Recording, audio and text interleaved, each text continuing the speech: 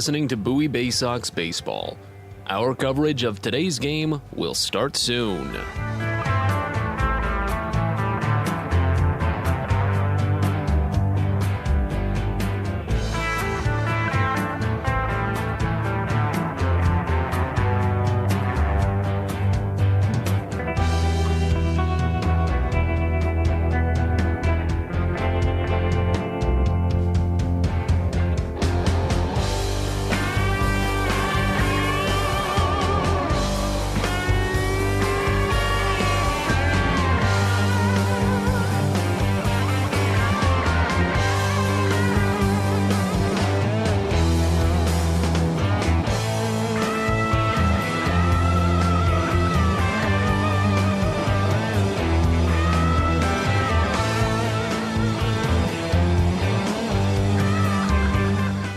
You're listening to Bowie Baysox Baseball.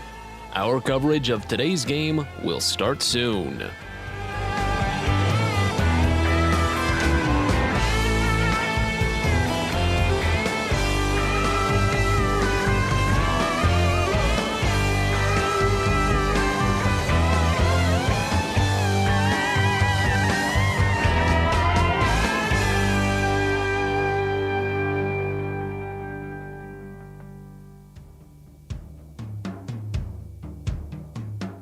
You're listening to Bowie Baysox Baseball.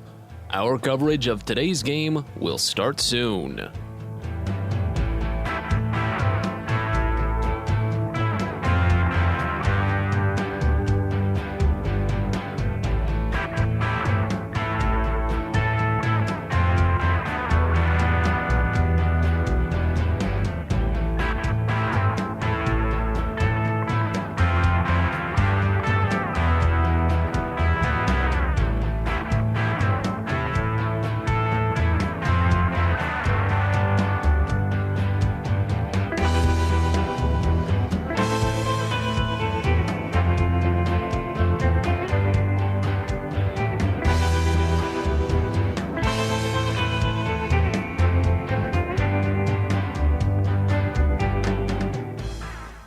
You're listening to Bowie Baysox Baseball. Our coverage of today's game will start soon.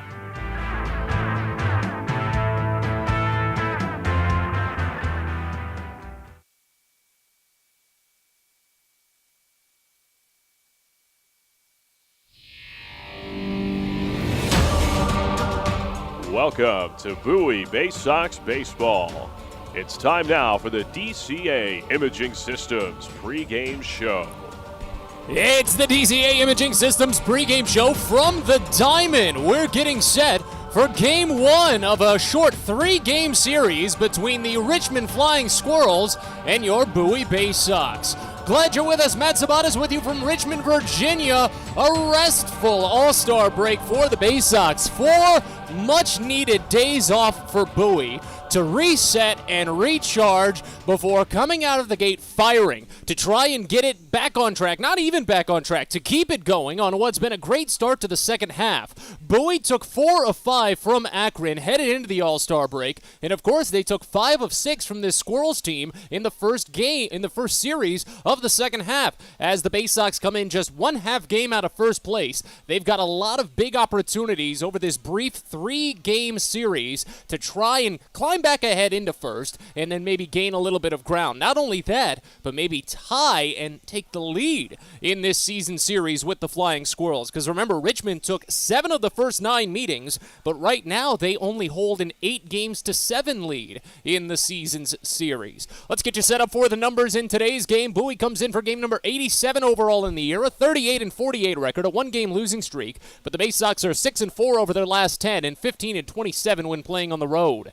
Richmond comes in for game number 88 on the season, a 46-41 mark. They're riding a 4-game losing streak, and they're only 3-7 over the last 10. Richmond, however, plays great at this ballpark, 25-17 in front of the home crowds.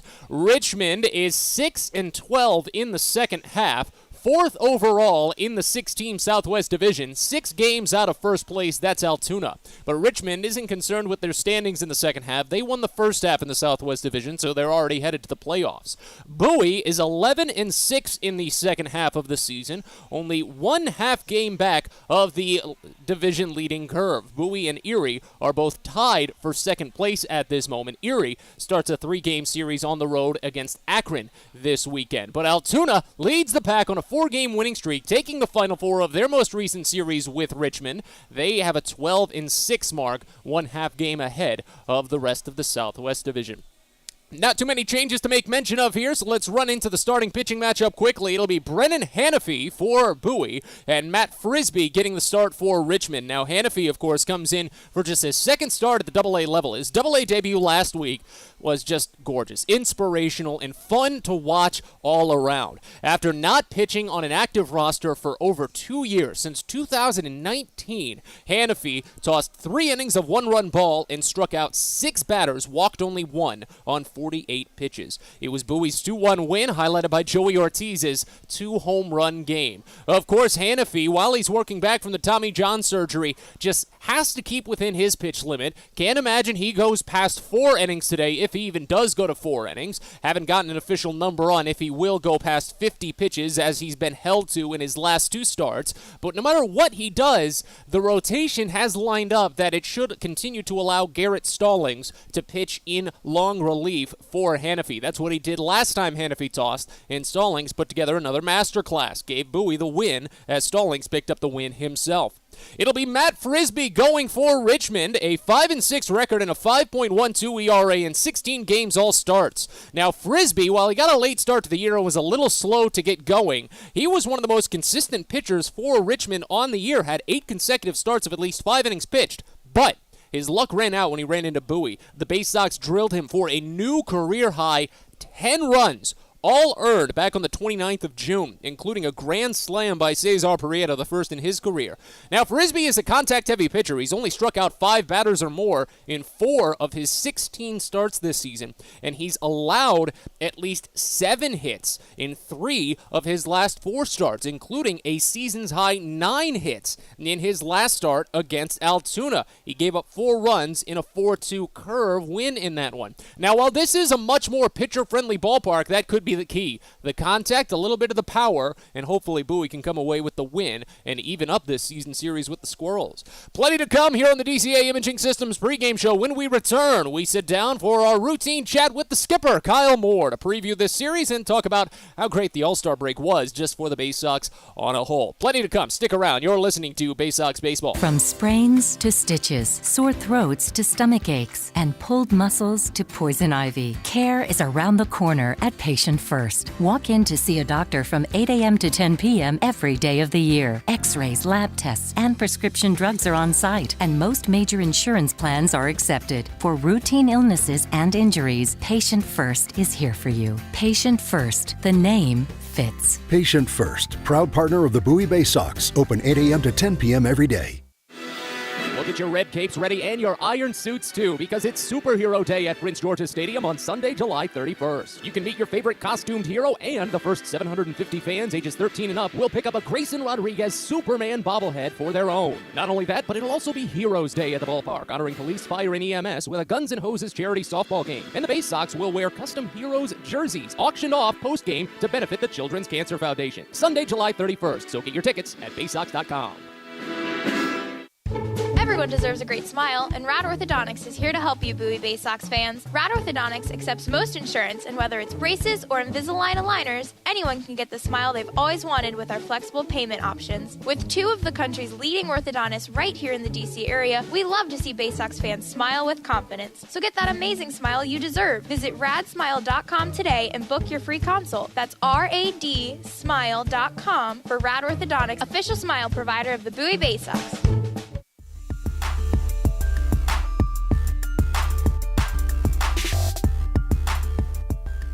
Checking back in on the DCA Imaging Systems pregame show. Our usual sit down with manager Kyle Moore as we get ready for this brief 3-game series with Richmond and Bowie down at the Diamond. First things first, it was a very big series for the team against Akron. A lot of great pitching performances, some good offensive performances. He came very close to picking up the sweep. It just wasn't in the cards after the rain out and the loss on Sunday, but still a lot of key positives to take away from the 4-5 win. Yeah, no doubt. Really like how we played. Played a tough team again. Akron just missed the first half by a couple games or a game or something like that, so they're a really good club. Good arms all over that club. I thought we played well. I thought we really pitched well. We've been pitching well for the last few weeks now, so we just needed that to continue. Got a couple of timely hits. We didn't score a ton of runs, but we scored enough. So hopefully those are going to be some consistent things for the second half. You talk about the runs that were scored and the timely hits. Joey Ortiz seemed to be the one to get just about every timely hit whenever the time came to pass in his first career multi-home run game, too. What's been working with him? I know you've constantly been singing his praises that he's just been hitting it to defenders at points, and that's really just been an unfortunate outcome. But now he's finally just getting that barrel on the ball to the points where guys aren't, would you say? No doubt. I think that some of it has been some bad luck. He's hit the ball hard for the most part. He's just finally starting to get some balls to drop in. I think ultimately when he figures out that right center gap is where the ball's got to go most of the time, when a guy on the mound has more than one pitch, the ball can end up going to left field, like hit 2 homers to left. But when you just let left field be your center field, it's really tough to get into an approach to cover other pitches, which everyone has in this league. So I think that from an approach standpoint, Joey's really remembered that there is a field called right field that you can also drive the ball to, and you can even hit the ball out of the ballpark over there if you want to. Connor Norby proved that. We had 3 guys hit multiple solo home runs, which I've never seen. We had Kaiser had a 2-run shot. Who was a 2-run shot? Kowser? Oh, okay. Well, either way, it was two guys hit 2 home runs apiece. Yeah. I just think that's so hard to do anyway, to hit 2 homers in a game. No, but just back to the Ortiz, we just got to keep him that good approach and let him remember that he can drive the ball to the opposite field gap well. So. You talk about hitting the ball to the opposite field, and you bring up Norby and Kowser. They've really stepped up and not missed any beat when it comes to that transition from high A to double A, wouldn't you say? Yeah, no doubt. Those guys performed well in high A, and we were looking forward to getting them when we did. And I got to be honest, I didn't see them being as productive as they have been. I thought it was going to be a little bit more of a challenge for them. It's really early, so I don't mean to breed any complacency here, but I just think that they've performed really well here, given the fact that they've only spent really half a year in high A ball, which is pretty good. They're both high picks, so you would hope that, but they've performed well. We need them to continue to perform well. You mentioned the fact that they were both high picks. Did you follow much of the draft the other day while the Orioles put together, from the initial reports, another good masterclass of picks? No doubt. I followed it for sure. It's so important for this organization, especially where we are in the rebuild, to pick good players. And I know our amateur scouts do an incredible job, and I really have no idea how they do what they do. But I also know that this is just such a marriage between scouting and player development that I follow it every year, because good players make really good coaches. So you really hope that they drafted good players. And on paper, you just love to see so much talent taken from big-time colleges. Yeah. This is one thing I know. Jackson Holliday was our first overall pick. He was a high school kid. But besides that, there were just a bunch of big-name college guys that are really excited. Really exciting for a AA coach to see that. And as we continue with our weekly chat with the skipper, Kyle Moore, looking onto today's game specifically, Brennan Hanafy is going to be getting the start. It was his AA debut, and just a very, I would assume, emotional, big climb back moment for him after the Tommy John surgery, not pitching in any capacity for 2 years because of the pandemic and then the surgery. What was that like from your perspective, watching him go out there and dominate, strike out 6 batters in those 3 innings? It was so fun to watch. Well, it was really special because I've known Hanny for a long time, even though I've never really coached him or been on the team with him. I've known him for a long time, and it seems like I've run into him in the facility in Sarasota just year after year. So it does seem like forever since he's been on the mound, and then for him to go out there and pitch like that, I thought was really special because he threw the ball great. His results were great, and I think he had a chip on his shoulder because it's been so long since he has been on the mound. But when you come back like he did, and then you just go right to Double-A kind of with really not much prior Double-A experience. You could sort of hold your breath and go like, I don't know how this is going to go. So at the end of that outing, I was just super pleased for him and really happy for him. I think he was much the same. Because what a long journey it's been for him. But, man, he's worked his tail off, and it showed. You know, all the work that he's done over the last 2 years when he hasn't pitched completely showed up in Bowie on Friday. So he'll go again tonight for us. And then the timing has really worked out, at least in the way the rotation is set for Garrett Stallings to kind of piggyback on him on the last one. I would imagine that he does so today as well. But with the great run that Stallings has been on when transitioning into the bullpen, it plays out to just kind of carry what's been the best pitching staff in the second half, wouldn't you say? No doubt. Stallings made a big adjustment. Josh has worked hard with them, made some really good adjustments, and now we moved him sort of to the back half of the game, coming out of the bullpen, and he's just done nothing but thrive with those opportunities. So as long as he's pitching well, he's going to stay out there, and he's given us some really long outings out of the back end of the bullpen, and we hope to get more of the same. But he's a really experienced college guy, and he really knows how to pitch. So I'm really happy that he's gotten some results lately. When things weren't going his way, he's the first to not point fingers and just continue to work hard and continue to dig his heels in. I think that's what's showing up now is that he just put his head down and worked really hard to get through it. So really happy for Stolly right now. How big was the break just in general for some of these guys? Because I know a lot of them might have had flights to go home, see family, or a couple of them, I know Noah Denoyer mentioned specifically that he was coming in to continue lifting and to stay on top of it because he didn't want to miss a beat. How big was it just to give guys a little bit more of that freedom to catch their breath or continue their work at their own pace? Well, I think it's huge because a lot of these guys, you look at like Cowser, Norby, these guys haven't played this many games in their life ever. It's their first full season of pro baseball. So I think the most important thing is for them to just take some time off physically, mentally, emotionally, the whole deal. And I'm sure some of them were chomping at the bit. Shane Fontana was probably chomping at the bit because we just got him back from Florida off the IL. So it's like everybody's kind of in a different bucket as far as where they are in their season. Other guys like Joey Ortiz might need to just forget about baseball for 3 days because he's played every single day for it seemed like forever. And I think it was just a recharge button for us, or at least I hope it was. I hope the guys that needed the break just completely took it off emotionally, mentally, physically. And I hope the guys that needed to feel like they, were ready to go today got in and got up a couple workouts. We had a practice on Thursday, and we were all set up for BP, and then the absolute bottom dropped out. I thought a 5 o'clock practice was a great idea until the weather had other opinions about that. So we still got in and hit in the cage, but just hope that everybody hit the reset button. Yeah. And then, of course, wrapping it up as we always do. How did you spend the 4 days off? Did you kind of get a mix in there, or did you shut out completely? Make sure you focused on the family, or at least get a little bit of baseball in. Well, the beautiful thing about managing is you can't ever shut it off because you always get calls about this guy and that guy, who's hurt, who's not hurt, who's available, lining up, pitching, doing all that kind of stuff, which is something I love and enjoy. I was able to take a lot of downtime, though, with my little girls. We went to the pool 3 days in a row. There you go. I had my mom and my stepdad in town. We had a beautiful time. It was hot enough for us to go to the pool and swim every day. Yeah. Grilled out some homemade burgers for the first time. It seems like forever. So ate some of my favorite food, went to the pool with the girls, and only answered a few phone calls. So it wasn't too bad. All right. Well, hopefully it was the recharge needed to set up another big series win. Thank you so much, Skip. Hope so. Thanks. That's Kyle Moore here on the DCA Imaging Systems pregame show. We'll step aside. Be back in a bit. You're listening to Baysox Baseball.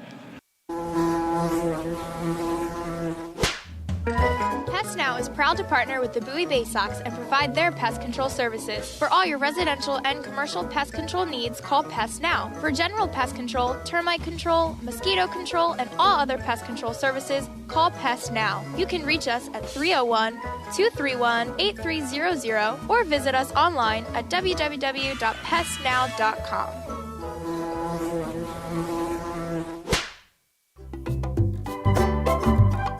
Hey kids, the Baysox Futures Club is the best way to be a fan of the Baysox, and it's completely free for kids ages 3 through 12. Futures Club members get access to special members-only events, discount ticket offers, and free gifts for just signing up. Parents, head over to Baysox.com to sign up your kids, so don't miss out on all the promotions and giveaways at Prince George's Stadium this season and next. The Baysox Futures Club. Sign up now at Baysox.com.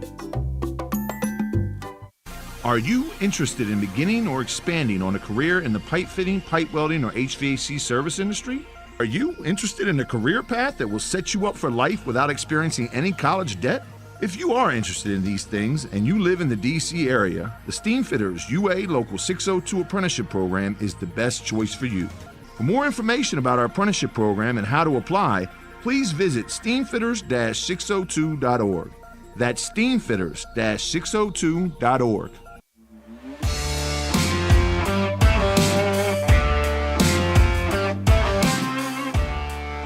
We're back into the DCA Imaging Systems pregame show one final time as we get set for the opening of this three-game till between Bowie and Richmond. Matt Sabatas with you from down in the Diamond. We'll walk you through today's starting lineups. First, for the visiting Baysox, it'll be Norby, Causer, Prieto. Connor Norby, Colton Causer, Cesar Prieto. No changes 1 through 3 there.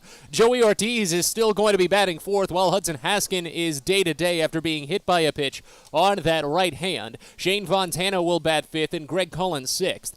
Maverick Hanley is going to catch today, J.D. Mundy at first base, and Zach Watson in right field bats ninth. Looking at the Richmond starting lineup, they've got 4 heavy hitters to open it up between Michael Gigliotti, Shane Matheny, Diego Rincones, and Frankie Tostado. You've really got to always watch out for that 3 and 4 slot. Rincones is hitting .500 against the Baysox this season, an 1168 OPS, and he's only striking out about 9% of the time.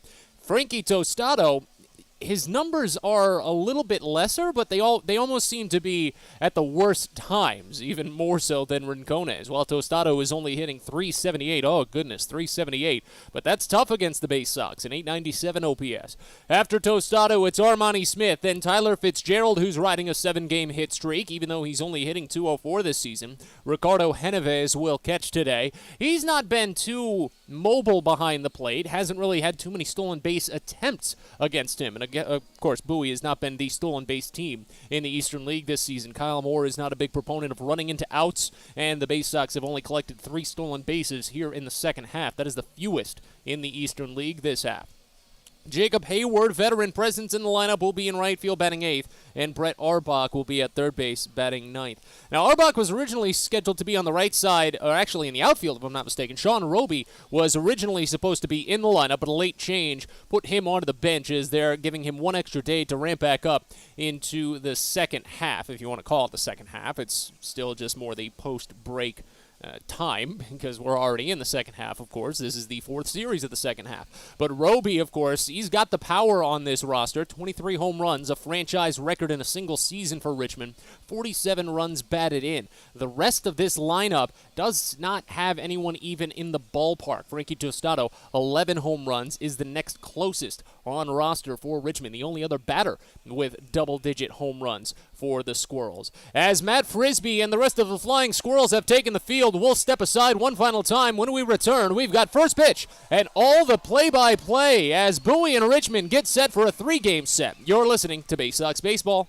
Sky Shooter Displays by ZY Pyrotechnics will be lighting up the sky with top-of-the-line fireworks shows following Baysox games all season long. We will give you the best bang for your buck. Sky Shooter Displays include traditional shows, true pyro musicals, custom choreographed lays, and much more. The night sky is truly limitless, so don't be shy. Give ZY a try. Find out more by calling us at 570-328-1361 or visit us online, zypyrotechnics.com.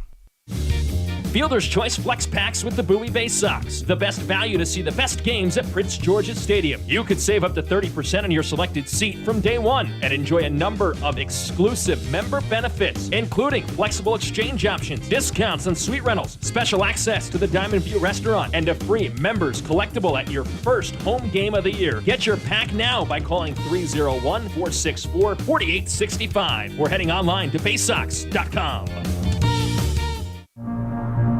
At DCA Imaging Systems, we provide a tenured team of office technology professionals ready to be your trusted advisors. From document creation, output devices, scanning and workflow, to document security and storage, we understand people print, not printers. Give DCA Imaging a call, 301-577-1021, or find out more about how we can help you. DCAimaging.com. DCA Imaging Systems, office technology made easy.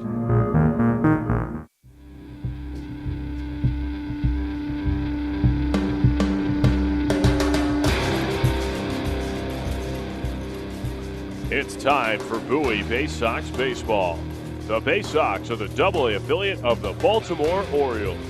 Coverage of the 2022 Bowie Baysox season is brought to you by Chesapeake Employers Insurance, DCA Imaging Systems, On the Green, Patient First, Royal Farms, Smile Doctors, and ZY Pyrotechnics. And now, live from the ballpark, it's time for Bowie Baysox Baseball.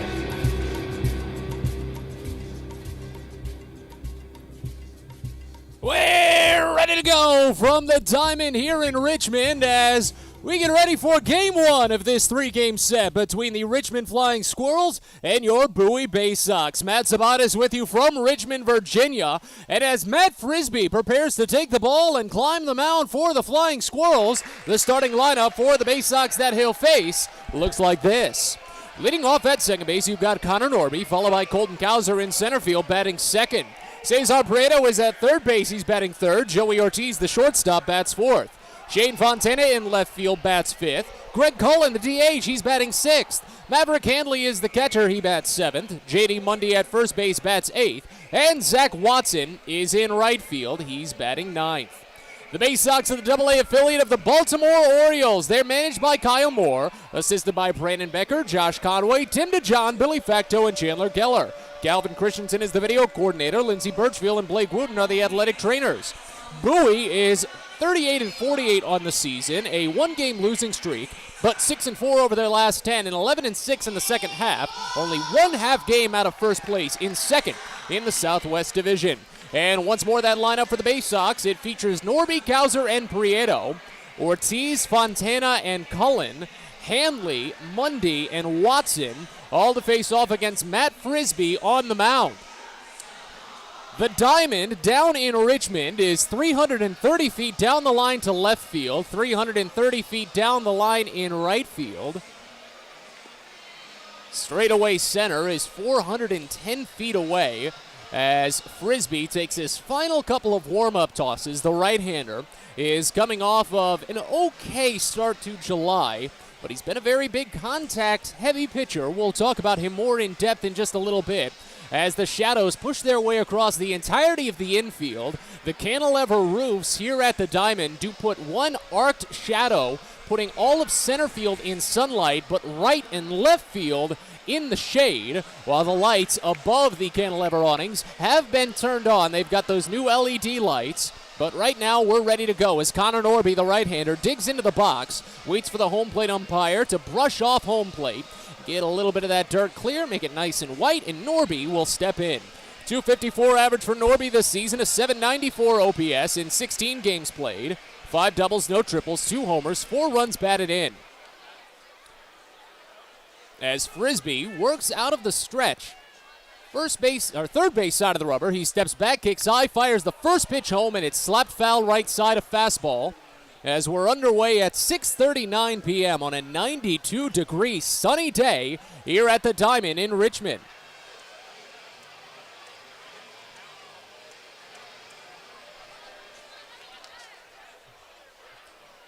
Infield, a shade on the pull side for the right-handed hitter Norby. He pulls it nearly 50% in his brief AA career. The 0-1, he pulls it over the infielders and down for a base hit into left. Picked up by Armani Smith, and Norby with a leadoff single here in the first inning as the Baysox get it going as per usual. Norby has been an excellent batter to open up games for the Baysox, open up innings specifically. He's hitting .385 when batting as the first batter of any inning this year.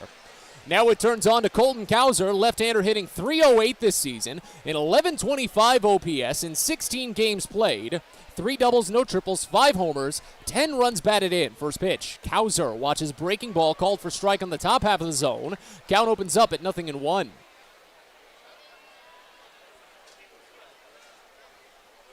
Mild shift put on for the right-hander Cowser. Or for the left-hander, rather. Next pitch, a flinch on a breaking ball called for strike in the lower outside corner. Already 0-2. As the Baysox have been a great team this season on attacking early in games, getting that first batter of an inning on base. The first inning has been one of their best offensive innings as well this season. Here's the next pitch. Cowser watches down and away a fastball. Count runs to a ball and 2 strikes. It's a very short lead off of first base for Connor Norby, but he has been a perfect 3 for 3 in his stolen base attempts this season. Ricardo Genovez has caught 8 stolen base attempts. He's allowed 9 stolen bases overall. Norby held on by Frankie Tostado. Tostado not on the bag. As Frisbee goes for the pickoff, but stepping back in safely, Norby. Tostado did have to take a half step back before trying to apply the tag behind the right knee there from Norby. But we're all fine and dandy as Frisbee comes set again, staring blankly at third base. The 1-2 pitch to Cowser. Inside, nearly clipped him, and feigning the back pick, Genovez had pumped the throw but held on to it. Really seemed to be that Norby was just dancing off a little bit as that pitch came inside, especially with a left-hander in the box. You do have that little extra room to give. And it runs the count even at 2 on Colton Cowser.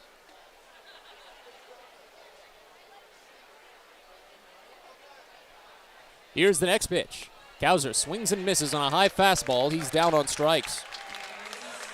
A strikeout for Matt Frisbee is his first out in the first inning. Let's tell you about the defense behind him for Richmond. From left to right in the outfield, you've got Armani Smith, Michael Gigliotti, and Jacob Hayward. Brett Arbach is at third base, Tyler Fitzgerald at short, Shane Matheny at second, Frankie Tostado at first, and Ricardo Genovez is catching behind the plate for Matt Frisbee on the mound. Another left-hander into the box, Cesar Prieto, a 280 average and a 691 OPS in 45 games. First pitch, Prieto watches curveball miss wide. Count opens up at 1-0. 11 doubles, no triples for Cesar. 2 home runs, 17 runs batted in. Matt Frisbee, a 6'5", 215-pound, 25-year-old right-hander from Chandler, North Carolina. 15th round draft selection by the Giants in 2018 from UNC Greensboro. He fires the 1-0, and Prieto thought about the square, but pulled back as the fastball was tailing much too far outside. Count goes to 2-0. Frisbee on the season has made 16 appearances, all starts. He's gone 5-6, a 5.12 ERA, 82 and 2/3 innings. He struck out 60 batters and walked 24. The 2-0 pitch. Prieto lifts this one out toward right field and deep, sends Hayward on the run, but he's got it read at the warning track and makes the catch. A hitter's ballpark, the Diamond. That one probably could have been much closer at Prince George's Stadium, but Prieto flies out, and there's quickly 2 gone. Your umpiring crew for today's game, Mark Yoder is at third base, Reynero Valero is at first, and Evan Johnson is the crew chief. He's calling the balls and strikes behind home plate. Frisbee has allowed 12 home runs in his 82 and 2/3 innings. Opponents are hitting him for a 262 clip. He's been a very contact-heavy pitcher. 3 of his last 4 outings, he's allowed at least 7 hits. First pitch to Joey Ortiz is called a strike. Fastball dots lower inside corner. It's 0-1. 228 average for Ortiz, a 637 OPS in 78 games played. 14 doubles, 3 triples, 6 home runs, 35 runs batted in. As Frisbee sends home the next, and it hits the outside edge of the zone. A changeup for a called strike, 0-2. Frisbee had a very forgettable day against the Baysox back in late June. His only appearance last month when Bowie took 5 of 6 from the Squirrels to open the second half. A career-high 10 runs allowed in 4 1/3. The 0-2 pitch to Ortiz. Late swing and a pitch out and away. Lifted out to shallow center. Gigliotti couldn't find it in the sun at first. Now he's sprinting back. He runs back and falls as it bounces off of his glove. Ortiz is around second, headed to third. Norby has already scored, and the Baysox lead 1-0 on a triple by Joey Ortiz. His 4th of the season. This is a very unfriendly ballpark to the center fielders at this hour of the day. They don't even use the center field camera too often at this hour just because of how hard and how much of an angle the sun hits you. Gigliotti didn't see it for so long and then had to sprint back and was on a tough angle the entire way before he finally got to the warning track and it fell off of his glove. Here's Shane Fontana. First pitch, he squares, but the pitch goes up and away, and the count starts out at 1-0. So again, 4th triple of the season for Ortiz. He's now got 36 runs batted in this season, and he has hits in 9 of his last 10 games for the Baysox. He's been on a great run this month. 1-0 the count on Fontana. Third base plays in on the line now as the next pitch is swung on and missed up and away. Late swing at a fastball, and the count runs even at 1. 287 average for Fontana, and 896 OPS in 34 games played. 4 doubles, no triples. 5 home runs, 16 runs batted in. As Frisbee sends home the next, and Fontana squares again, but pulls back on a fastball down and in. Just missed, and the count goes to 2 balls and a strike. We already ahead 1-0.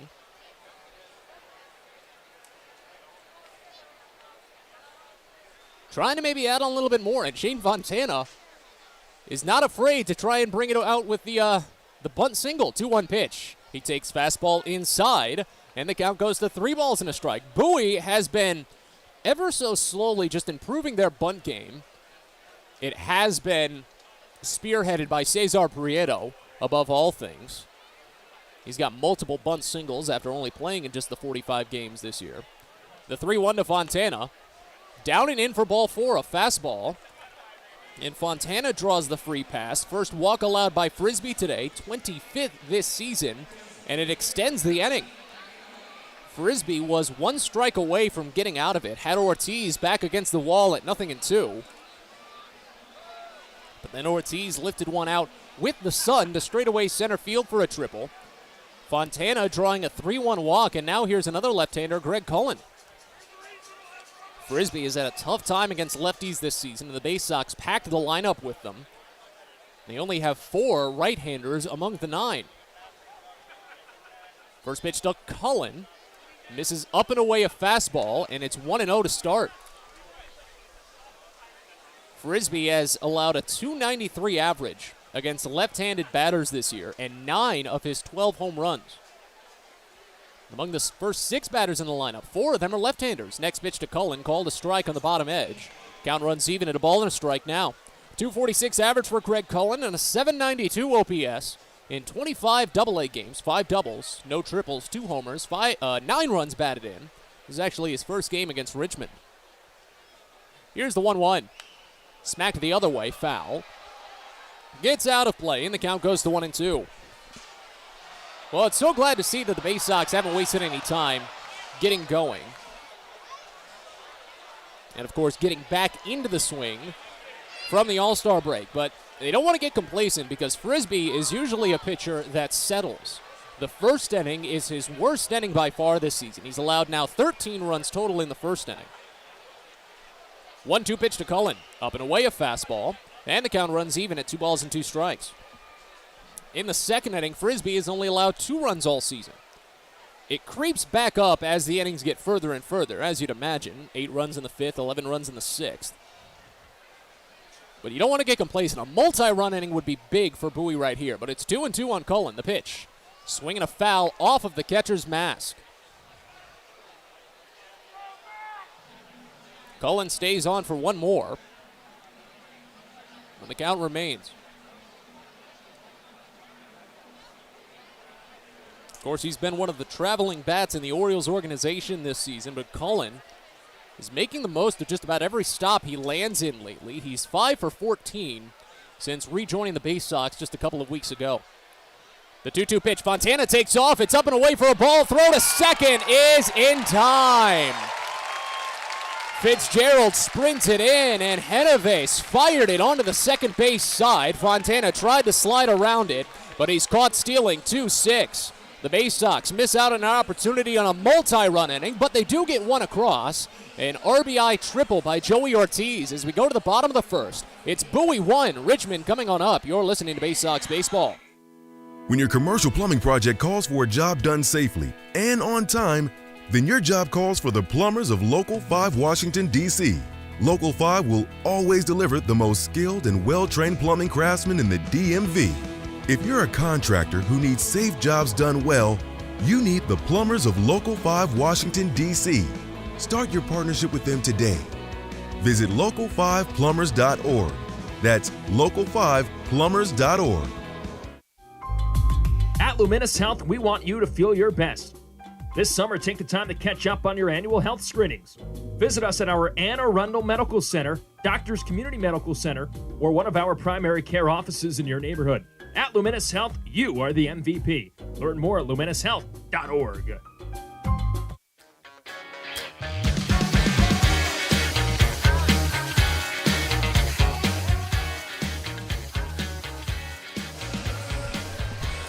Well, the Bowie Baysox got the scoring started in the top of the first inning. As we move to the bottom of the first inning, it'll be Brendan Hanafy to try and make sure the Richmond Flying Squirrels don't do anything to respond. As Hanafy warms on the mound for the Baysox, the starting lineup for the Squirrels that he'll face looks like this. Leading off in center field, you've got Michael Gigliotti, followed by Shane Matheny at second base, batting second. Diego Rincones is the DH, he bats third. Frankie Tostado at first base, bats fourth. Armani Smith in left field, bats fifth. Tyler Fitzgerald, the shortstop, bats sixth. Ricardo Genovese is the catcher. He bats seventh. Jacob Hayward in right field, eighth. And Brett Arbach is at third base, batting ninth. Squirrels are the AA affiliate of the San Francisco Giants. They're managed by Dennis Pelfrey, assisted by Paul Esguerra, Danny Santon, and Gary Davenport. Chris Walsh is the athletic trainer. Richmond is 46-41 on the season, but only 6-12 in the second half. As Hanafy sets, he steps back, kicks high, and fires the first pitch home to Michael Gigliotti. It's a called strike. Fastball in the lower inside corner. Nothing in one to open. Again, the Richmond lineup features Gigliotti, Matheny, and Rincones. As the 0-1 pitch to Gigliotti is popped up on the infield left side. Backing up on it is Joey Ortiz. Against the sunlight, he finds it and catches it. 1 up, 1 down on 2 pitches. Let's tell you about the defense around Brendan Hanafy. From left to right in the outfield, you've got Shane Fontana, Colton Cowser, and Zach Watson. Cesar Prieto is at third base. Joey Ortiz is at short. Connor Norby at second. J.D. Mundy at first. And Maverick Handley catches behind the plate for Brendan Hanafy on the mound. As another left-hander, Shane Matheny digs into the box. First pitch on its way in from Hanafy, and it's down and inside, a breaking ball, 1-0. Again, the lineup for Richmond: Gigliotti, Matheny, Rincones, Tostado, Smith, and Fitzgerald, Genovese, Hayward, and Arbach, all to face off against Hanafy. Next pitch. Fastball misses up and away, and it's 2-0 on Matheny, who's hitting .261 this season with an .834 OPS in 64 games. Thanks in part to 8 doubles, a triple, 9 homers, 35 runs batted in, and 41 walks. He can really read the zone. The 2-0 pitch misses inside a fastball, and it's 3-0 just like that. Matheny has a really good understanding for just the edges of it. That's why he's got one of the highest walk rates on the team. Bases empty, 1 away in the bottom of the first. 3-0 pitch, called a strike in the outside edge of the zone. That was a good give pitch as the count goes to 3-1. Decent shift on right now for Matheny, who pulls it about 46% of the time, the left-hander. 3-1 pitch from Hanafy is swung on and missed down. Fastball runs the count full. Hanafy only worked to 1 full count in his AA debut last week against Akron, and he finished it with a strikeout.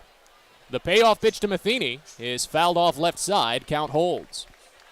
Brennan Hanafy, a 6'5", 215-pound, 24-year-old right-hander from Harrisonburg, Virginia. 4th-round draft selection in 2016 from Ashby High School. Makes his second career AA start after making his debut last week against Akron.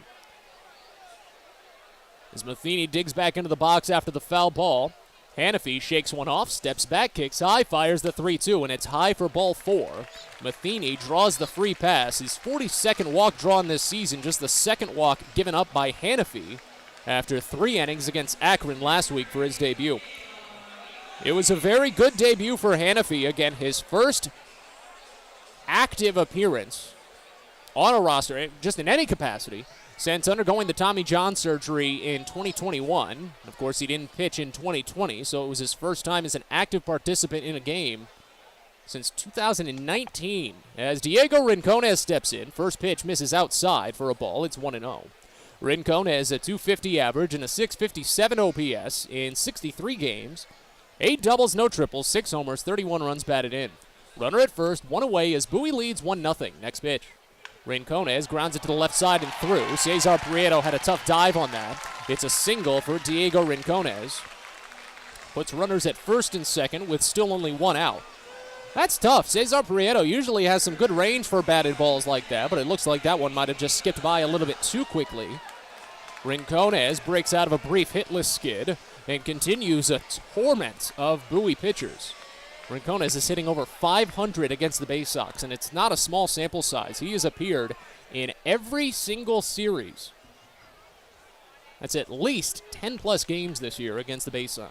As Frankie Tostado steps in, 292 average and an 811 OPS. First pitch, he watches a called strike. On a fastball away, it's 0-1.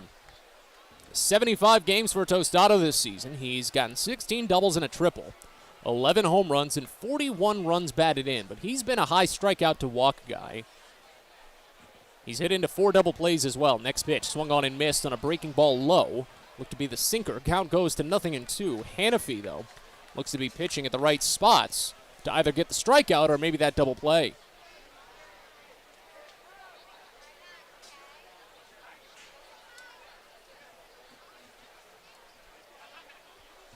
First and second, one away here in the bottom of the first, and time called by Tostado just as Hannafy had brought ball to glove at the chest. Hannafy, in his Double-A debut last week, struck out 2 batters in a perfect first inning on 13 pitches, allowed a run in the second inning on a pair of singles and a stolen base, and then struck out the side in the third. The 0-2 pitch, knuckled in on the hands and foul, back to the screen on a slider, and the count stays at 0-2. It was a 48-pitch outing for Hannafy that featured 6 strikeouts, a season's high. He hadn't struck out more than 2 in any of his 3 rehab starts between the FCL and High A Aberdeen. Another 0-2 offering to Tostado. Misses down and inside a fastball. Couldn't get him to chase on it again. As the count goes to a ball and 2 strikes now. The question today, of course, is going to be, what is the pitch limit for Hannafy? How many pitches is he actually going to throw today? Are they going to incrementally stretch him out start by start, or maybe add a little buffer? 1-2. Swing and a miss for strike 3. Breaking ball down, and Hannafy strikes out Tostado on a 1-2 curve. First strikeout for Hannafy. Second out here in the bottom of the first inning. Baysox are in their alternate orange uniforms today. The black Bowie and block letters on the front side. Gray pants and the black road cap. Richmond in their all-white home uniforms this afternoon. The Flying Squirrels nameplate on the front. And a black cap. As Armani Smith steps in. First pitch. Fastball misses wide on the right-hander. Count opens up at 1-0. Smith is hitting .237 this season. A .627 OPS in 38 games. 9 doubles, a triple, 1 home run, 13 runs batted in. First and second, 2 away. Bowie ahead 1-0. Next pitch. Swing and a miss. Breaking ball down, and the count goes even at a ball and a strike. Well, early on, it's definitely pretty noticeable that Hannafy is working his, if you want to be fancy with it, the tunneling pretty well. That sinker and the fastball are both coming out at similar spots and really throwing off the timing. 1-1 pitch. Fouled off into home plate as the count goes to 1-2. And I'm not an advanced guy. I don't normally use words like tunneling or even arm slot too often. Definitely don't use spin rate or anything like that. But when you can notice it, that tells you that it's working well, especially since I'm not the one up there swinging a bat. I'm the one just sitting here watching it go down and talking about it. My job's a lot easier than the guys on the field. I can say that much. Ball and 2 strikes on Smith, as Hannafy looks for his second punch-out for a scoreless first. On its way. Late swing on a breaking ball lifted foul right side. That got up to the second level, and the count remains at a ball and 2 strikes. This is a lengthy inning, however, for Hannafy, as he is already up to 20 pitches. It was a 24-pitch first for Matt Frisbee, and he was almost hit for more damage as the Baysox only ran themselves into an out. Shane Fontana was caught stealing second base for the second out of the inning, or for the last out of the inning, I should say. And if he sets out of the stretch, first base side, holds at the chin, drops to the chest, fires the 1-2, and it's bounced past the mound, up the middle, and through for a base hit. This will score the run as it's picked by Cowser and sent back to the infield. Matheny rounds third and comes home. It's a tie game at 1. Armani Smith picks up his 14th RBI of the season with a clutch 2-out, 2-strike single, and it's 1-1 here in the first. That was just a tough bouncer up the middle. Hannafy tried to barehand it a little bit up over his right side. And the middle infield was not shaded too hard to try for anything up the middle, and it took away their opportunity. So now go-ahead run is in scoring position as Diego Rincones moves to second and Tyler Fitzgerald steps into the box. First pitch in. Fastball down and away, and it's ball one. Fitzgerald is riding a 7-game hit streak. That's bumped up his average a ton. Brought it back into at least manageable territory, but he's still only hitting .204 this season. 718 OPS and 79 games played. The 1-0. Check swing, curveball down and away, and the count goes to 2-0. 9 doubles and a triple for Fitzgerald, 15 home runs, 35 runs batted in. He's been the biggest strikeout bat of the season for Richmond. Here's the 2-0. This one smacked up the third base line, but hooking foul. That one hits off of the railing just in front of the Baysox bullpen, and the count goes to 2-1. Fitzgerald strikes out in over 1/3 of his plate appearances this season. 117 punch-outs. For comparison, the Baysox strikeout leader, Andrew Dashbach, has just 106.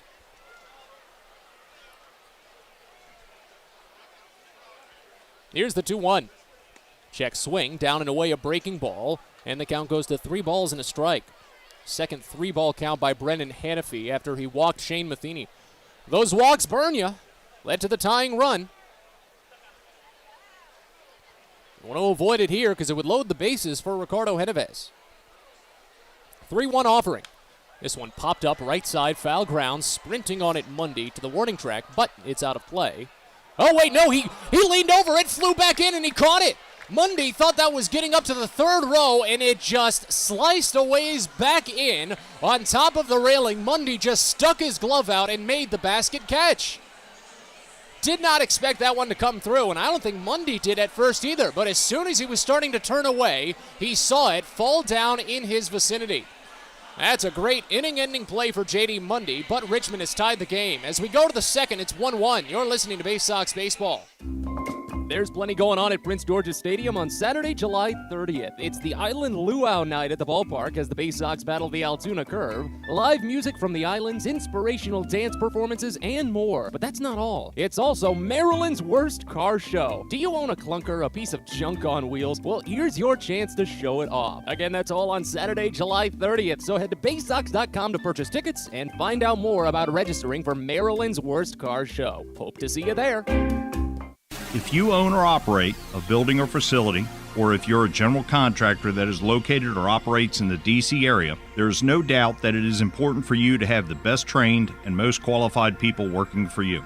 Members of Steamfitters UA Local 602 provide the highest level of HVAC, mechanical, and specialty piping services to the various customers we serve. For more information about the services we provide and for a list of companies you can hire, please visit steamfitters-602.org.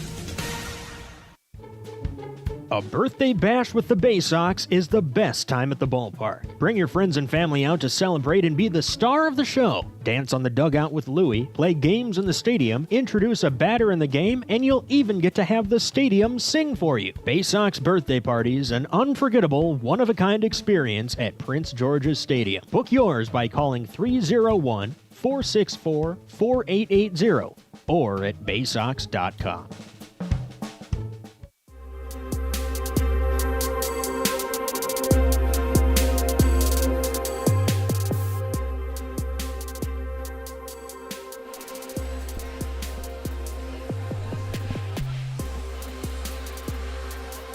On to the second inning here at the Diamond in Richmond as Bowie and Richmond are knotted at 1.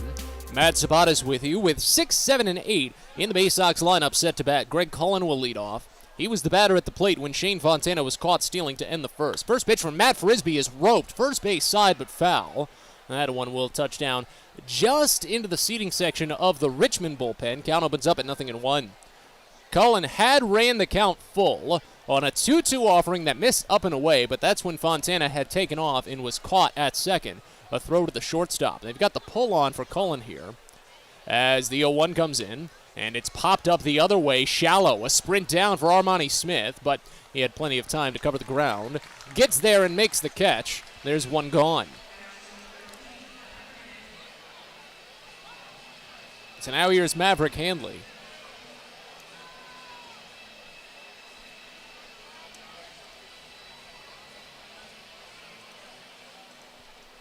.242 average for Handley, a .788 OPS in 48 games this season.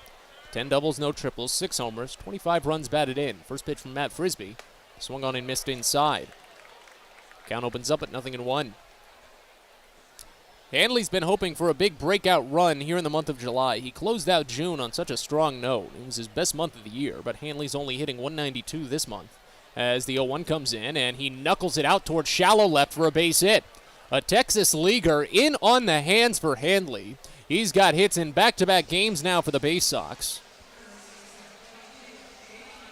And he's aboard for J.D. Mundy. I said it last inning. This is going to be a big frame for the Baysox right now because Matt Frisbee is a pitcher that settles. First inning has been his worst all season, but the second inning has been his best all year. Only 2 runs allowed. That's an ERA of just 1.69 compared to his 5.12 all year. Here's J.D. Mundy, number 8 batter. First pitch. Mundy watches fastball, called for strike on the outside edge. It's 0-1. Left-hander Mundy hitting .215 this season, a .673 OPS in 56 games played. 12 doubles, no triples, 7 home runs, 30 runs batted in. They've got the ship put on for him as well. As the 0-1 comes home, and Mundy floats it into center field for a base hit. The Baysox are just getting them over the infield and softly into the outfield for singles so far. That's constituted 3 of their 4 hits today. Joey Ortiz's triple, of course, was a Sun-aided triple, but Mundy now has hits in 2 of his last 3 games. And go-ahead run moves into scoring position with only 1 out here in the second inning.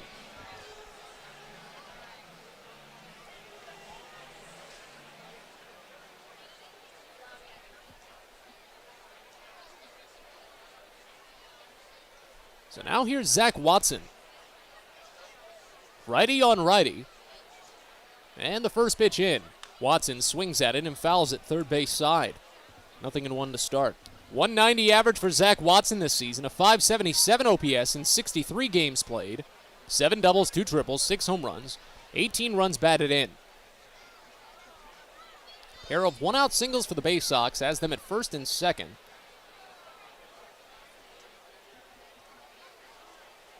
They don't have much of a shift put on for Watson, even though he's the biggest pull hitter on the team. 0-1 offering. Watson swings through a breaking ball down and away, and the count quickly to 0-2. Top of the lineup on deck, and Connor Norby. Frisbee needed 24 pitches for that first inning. Meanwhile, Brennan Hanafy needed 26 pitches for his first inning.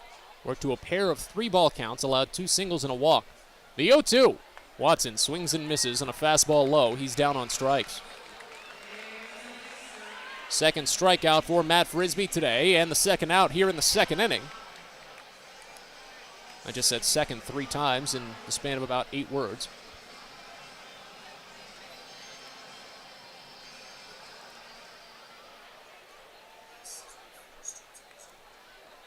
As Norby digs in, he singled to left field.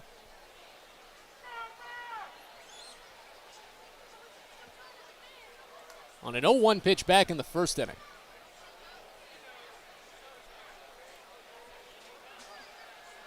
He hasn't had too many opportunities to bat with runners on base this season. As the first pitch comes in, and Norby watches it come high, a fastball. Count opens up at 1-0. 16 games, Norby has only had 10 plate appearances with runners in scoring position for the Baysox. He's gone 0 for 7 with 3 walks, but only 3 strikeouts. I think that's important for a tide turner for the Baysox. 1-0. Swinging a piece into the mid of the catcher. Count goes even at a ball and a strike. The Baysox have one of the worst numbers, sets of numbers really, with runners on base this season. Runners in scoring position too. Baysox have the second lowest batting average and the 5th most strikeouts in the Eastern League with runners on base. Here's the 1-1. Norby watches it miss wide. A breaking ball runs the count to 2 balls and a strike. Tied at 1 here in the top of the second inning at the Diamond. Frisbee holds ball and glove now, sets at the waist and stares at an empty third base. Back to second now. Looks once, now twice, kicks and fires the 2-1 as Norby flinches on a changeup down and away. Count goes to 3 balls and a strike. Again, only a 3-game series.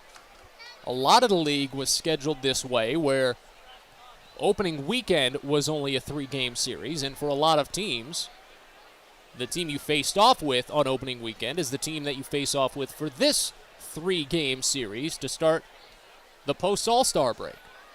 The 3-1 to Norby. Fastball right down Broadway, and the count fills. First full count that Frisbee will actually offer to. Greg Cullen had technically ran the count full in the first inning, but Shane Fontana was caught stealing on the pitch. Opponents are only hitting 160 against Frisbee on full counts, but they've drawn twice as many walks as they have struck out. And time called by the catcher, Genovez, as we wait on the payoff offering. If Norby reaches, Cowser could follow with the bases loaded, but he doesn't have much production there this season. The 3-2 pitch, runners go. It's swung on and missed for strike 3. The Baysox get a pair of one-out singles, but back-to-back strikeouts from Matt Frisbee take away their chances. Bottom of the second coming up here at the Diamond. It's 1-1. You're listening to Baysox Baseball.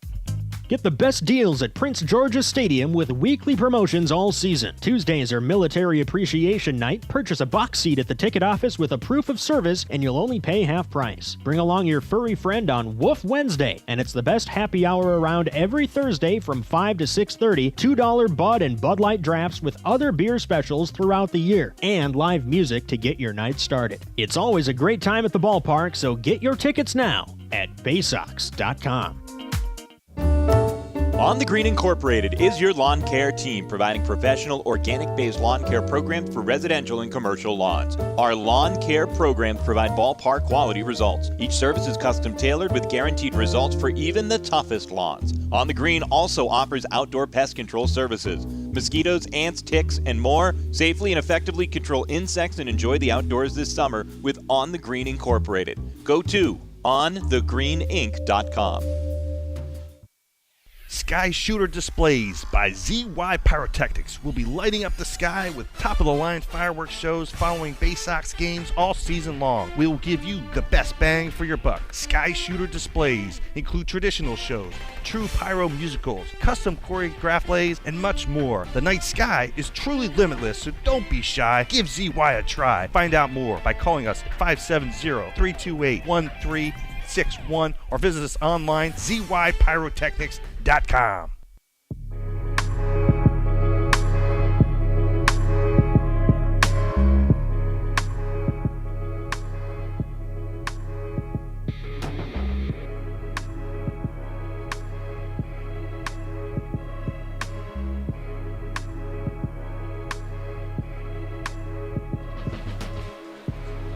Bottom of the second inning here in Richmond as the Baysox and the Flying Squirrels are tied at 1.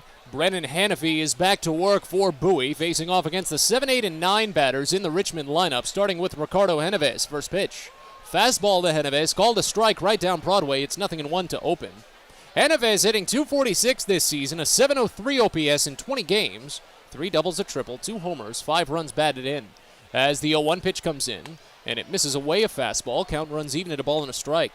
After Genovez, it'll be Jacob Hayward and Brett Arbach to bat in the inning for Richmond.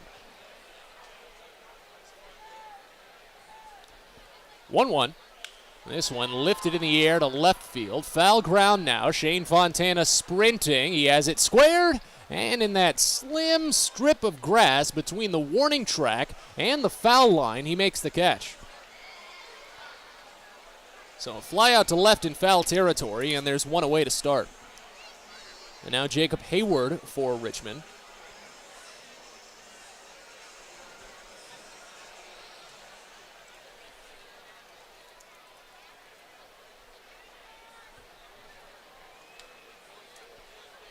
Right-hander steps in, and they have a decent shift put on for him as the first pitch comes home, and he fouls it off back to the screen.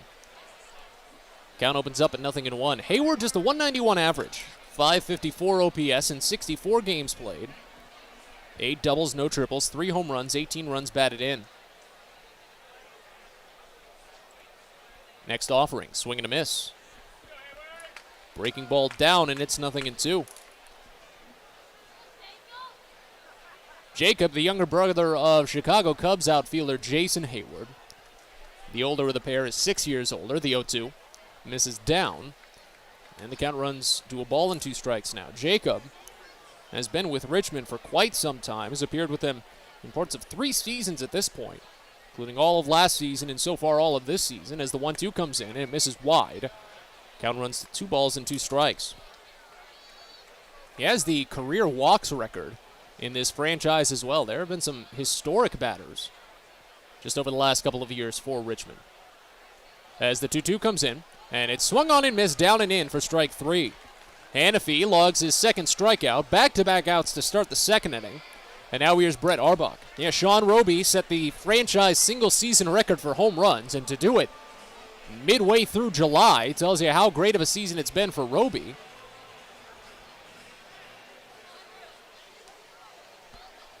$23 long balls for Sean Roby this year. Here's Brett Arbach, first pitch. Fastball misses high. Good attempt at the frame by Maverick Handley. A good snap down, but count starts out at 1-0.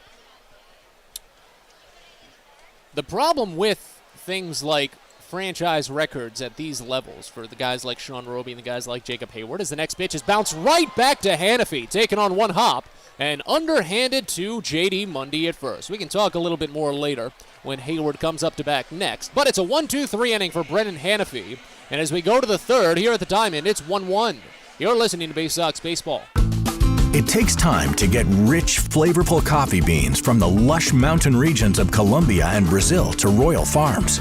But less than a minute to get yourself a delicious hot cup of the finest and freshest coffee in the world. Because Royal Farms' new Swiss-made coffee machines grind those rich, flavorful coffee beans and brew them one magnificent cup at a time. It's why Royal Farms makes the freshest and best coffee in the world. Real fresh, real fast. Royal Farms. At DCA Imaging Systems, we provide a tenured team of office technology professionals ready to be your trusted advisors. From document creation, output devices, scanning and workflow, to document security and storage, we understand people print, not printers. Give DCA Imaging a call, 301-577-1021, or find out more about how we can help you. DCAimaging.com. DCA Imaging Systems, office technology made easy. Get your gear and memorabilia from your favorite Baysox players and future stars of the Baltimore Orioles at the Tackle Box Team Store. Jerseys, hats, autographed bats and balls, all at great prices. Located right at the main gate at Prince George's Stadium and online at BaysoxShop.com, the Tackle Box is the only place to get the best Baysox gear for you and your favorite fan. It's the Tackle Box at Prince George's Stadium and at BaysoxShop.com.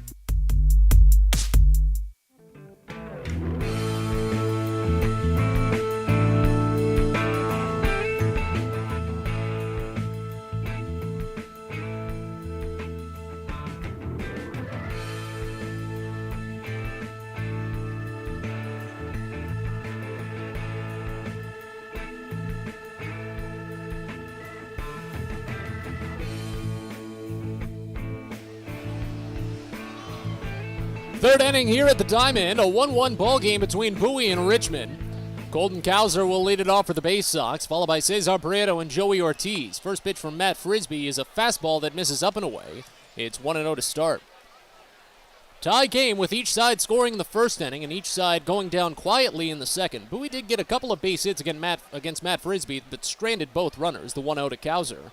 Called a strike on the outside edge, it's 1-1. Cowser struck out swinging on a 2-2 offering back in the first inning. Back-to-back fireworks nights coming up to Prince George's Stadium next week. Friday the 29th and Saturday the 30th. Two great events to watch out for. 1-1. Misses down and inside, and it's 2-1 on Cowser. Of course, it's the 23rd annual Navy Night presented by Navy Federal Credit Union, one of the most special days of the season at Prince George's Stadium. You can join the United States Naval Academy class of 2026 for the patriotic celebration. And of course, Island Luau Night on the 30th. Fireworks both nights. Get your tickets. Baysox.com. The 2-1 pitch misses up and away on Cowser. It's 3-1. Frisbee has been lengthening some of these plate appearances. It's his fourth, you could say fifth, 3-ball count today. He was at 39 pitches through just 2 innings. The 3-1 to Cowser. Called a strike. Cowser flinched on that fastball at the letters, and the count runs full.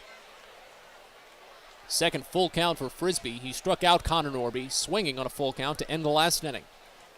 Shift put on for Cowser. The 3-2 pitch. Swinging a spray foul left side. Had to reach out for it as the count holds full.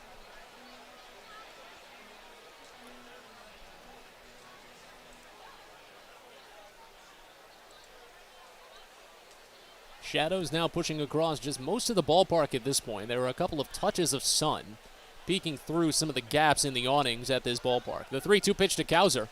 Knuckled foul again, this time left side, much more deep as the count holds. So at least an early battle here between Cowser and Frisbee.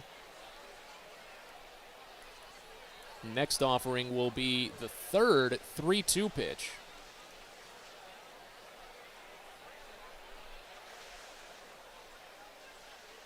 As Cowser stepped back to retie his shoe and digs in.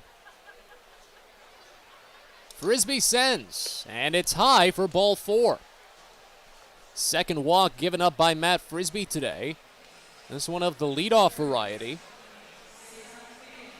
Baysox have been one of the best teams all season from the first batter of an inning. They don't lead the league in leadoff walks, but they do lead the league in on-base percentage from the leadoff batter. Problem is that they've also left on the most base runners all season in the Eastern League. An average of just over 7 per game. Here's Cesar Prieto. First pitch. Left-hander squares and pokes it foul. Third base side. It's always a fire drill when Cesar Prieto steps into the box for an opportunity like that. If there are fewer than 2 outs, you've always got to be on your toes. Even when Joey Ortiz got aboard on the triple and Shane Fontana was squaring to bunt, I imagine Prieto would have been in the same boat. That was only with 1 out. No, that was with 2 outs.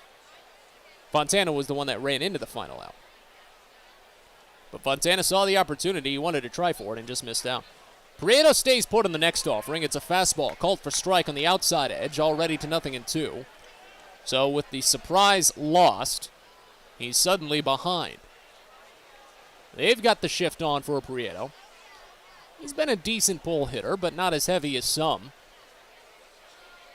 As the next offering comes in, and Prieto flinches on a breaking ball inside, and the home plate umpire says it got him. Maybe somewhere on that back shin, that left shin for Prieto. At worst, it grazed his pants. At best, it nicked him, barely. I didn't see much, but it's a hit by pitch. And the Baysox get the first 2 batters of the inning on base. Prieto didn't even look too fazed by it. But it's not like he's going to complain about a free bag. So now here's Joey Ortiz, whose RBI triple in the first inning opened the scoring. What's now a 1-1 game. First pitch in. Ortiz watches fastball miss inside, and the count starts out at 1-0.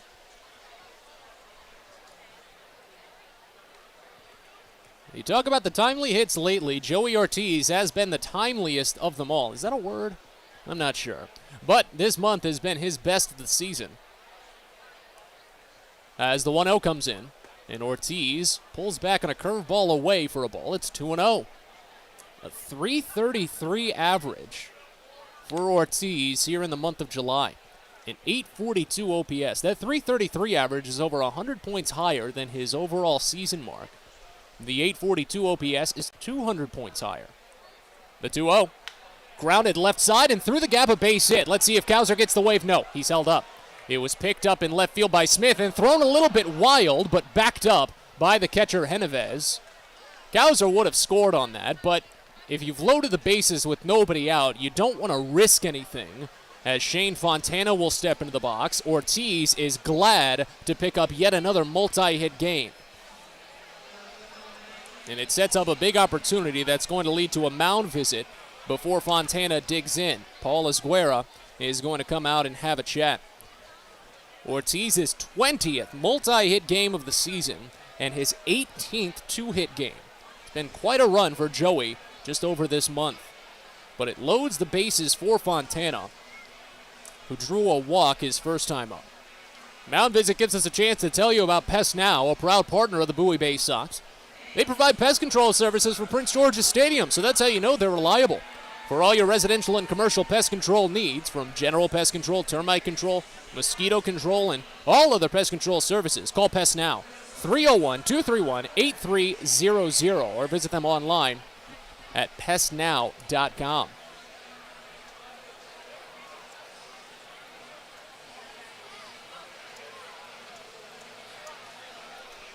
So Shane Fontana in. He's 0 for 2 this season with the bases loaded.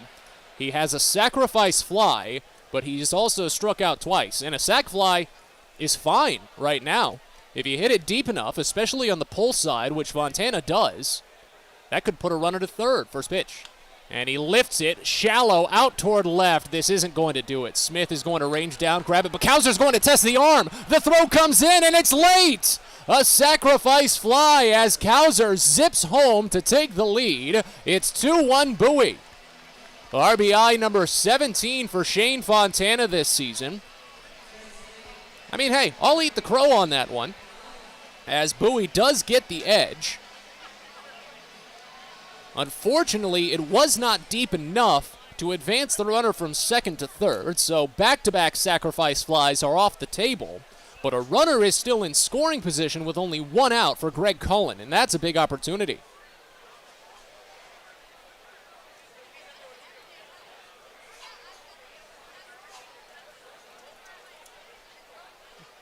First pitch to Cullen. He flinches on a fastball up and in, and the count starts out at 1-0.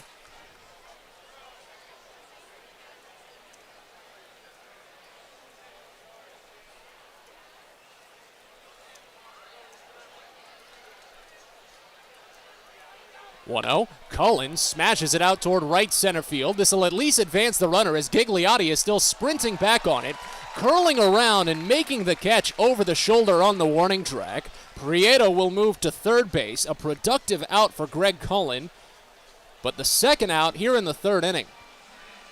And just as I was mentioning it, that's where a deeper fly ball, maybe on the pull side for Shane Fontana, would have been beneficial for the Baysox, because if he did it there, Prieto would have been able to advance on the previous plate appearance and then score on that fly out by Cullen, but instead it's runners at the corners, and now 2 outs. As Maverick Handley digs in.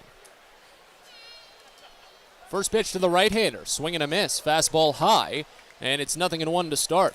Handley floated a single to left field on an 0-1 pitch back in the second inning as Matt Frisbee continues to just labor through these innings. He's already up to 57 pitches. The 0-1 offering. Handley watches breaking ball miss well wide, and the count runs even at a ball and a strike.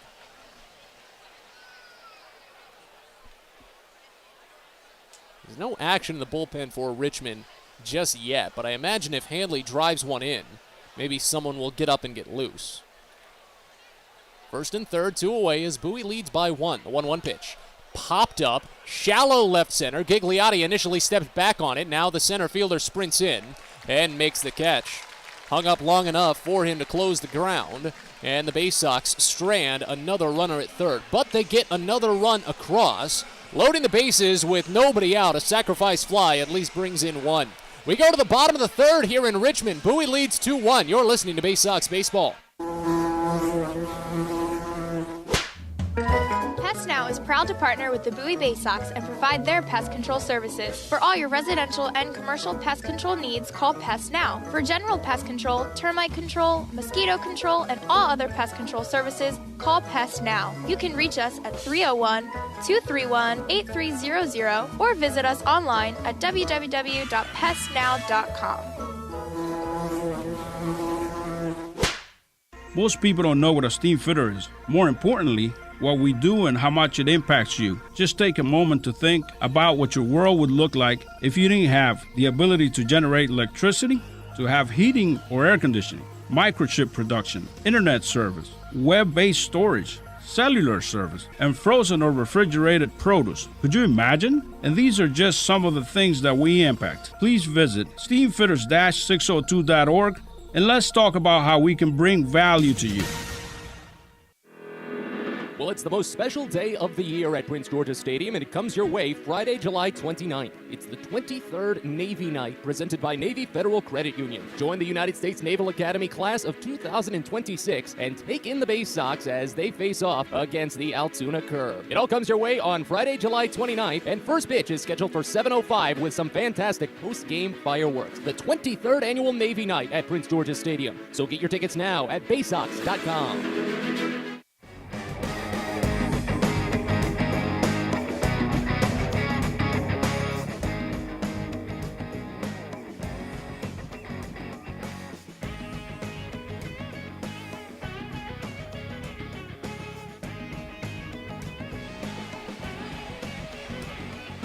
On to the bottom of the third here at the Diamond in Richmond as Bowie has pushed ahead to a 2-1 advantage. Brennan Hanafy will try to keep it that way as he starts his second trip through the Richmond lineup. First pitch to Michael Gigliotti. Misses down for a ball, and it's 1-0 to start. It'll be Gigliotti, Shane Matheny, and then Diego Rincones to bat as Hanafy is at 37 pitches now after that first offering. Next pitch home. Fastball hits the middle, and it runs the count even in a ball and a strike. Gigliotti popped out on the infield to the shortstop back in the first inning. Shadows have pushed across the entire playing surface now as we've just gotten past 7:30. 1-1 pitch is swung on and missed low. Count goes to a ball and 2 strikes. Again, the way this ballpark is designed, the sun basically sets directly behind home plate, but since the stands go high enough and the cantilever awnings provide some shade, it never really hits the pitcher. 1-2 pitch, swung on and missed for strike 3. Slider down and away for Hanafy, and he sends down Gigliotti for the second time today. Third strikeout for Hanafy, and 1 gone here in the third. He's retired 5 straight. Yeah, the sun will always set directly behind, and you get the shade basically starting on the outfield grass. First pitch to Shane Matheny, misses away, and the count starts out at 1-0. So the pitcher never really has to worry about sun in their eyes. As the 1-0 pitch comes in, and Matheny watches changeup called for strike, middle. It's 1-1. At Prince George's Stadium, pitchers do deal with sun in their eyes plenty. Just about everyone on the first base side deals with sun in their eyes as it sets basically on the third base side. 1-1 pitch. Called a strike, another changeup. This one hits outside, and the count goes to 1-2. Mild shift put on for Matheny, who walked in a full count back in the first, scored Richmond's run, the 1-2. Misses down and inside, and the count goes even at 2. Hanafy definitely realizes that it's going to be a patient few plate appearances for Matheny that he has to work around. The 2-2, grounded, right side, tough play, sliding grab by Norby, and sent to first in time. He slid down on his backside and pulled it up over in front of that front leg, spun around and popped up to throw out Matheny 4-3. Very clean play there. As it's now 6 in a row retired by Hanafy, with only 1 ball hit out of the infield. And now Diego Rincones, first pitch. Fastball dots the upper outside corner for a called strike. It's 0-1. Rincones singled to left field back in the first inning. He got to second base but was left stranded. As the 0-1 pitch comes in, and it's grounded left side, backhanded on a knee by Prieto. He uprights, fires, it's low, 1 bounce, but picked by J.D. Mundy with plenty of time to spare. Another perfect inning for Brennan Hanafy. He's retired 7 straight, aided by a little great defense on the infield. We're on to the 4th here at the Diamond. Bowie leads 2-1. You're listening to Baysox Baseball. The best way to take in a Baysox game is with a group outing at Prince George's Stadium. Everything from entertaining clients to birthday parties and even fundraising opportunities for your team, the Baysox offer plenty of options for your group at unbeatable rates with plenty of options on suites, seats, and decks around the ballpark. Your group can eat their fill and have an unforgettable time. Find out more and schedule your group outing by calling 301-464-4880 or going to Baysox.com. On the Green Incorporated is your lawn care team, providing professional organic-based lawn care programs for residential and commercial lawns. Our lawn care programs provide ballpark quality results. Each service is custom tailored with guaranteed results for even the toughest lawns. On the Green also offers outdoor pest control services. Mosquitoes, ants, ticks, and more. Safely and effectively control insects and enjoy the outdoors this summer with On the Green Incorporated. Go to onthegreeninc.com. Baseball is a game of specialists. Base stealers, closers, cleanup hitters. Together, they help their team stand out from the rest. Specialists also help set Chesapeake Employers Insurance apart from other workers' compensation insurance companies. Our health services team includes orthopedic surgeons, nurse case managers, a physical therapist, and more, all to get your employee back to work, contain costs, and keep premiums down. That's teamwork. To learn more, connect with your agent or visit Chesapeake Employers at CEIWC.com.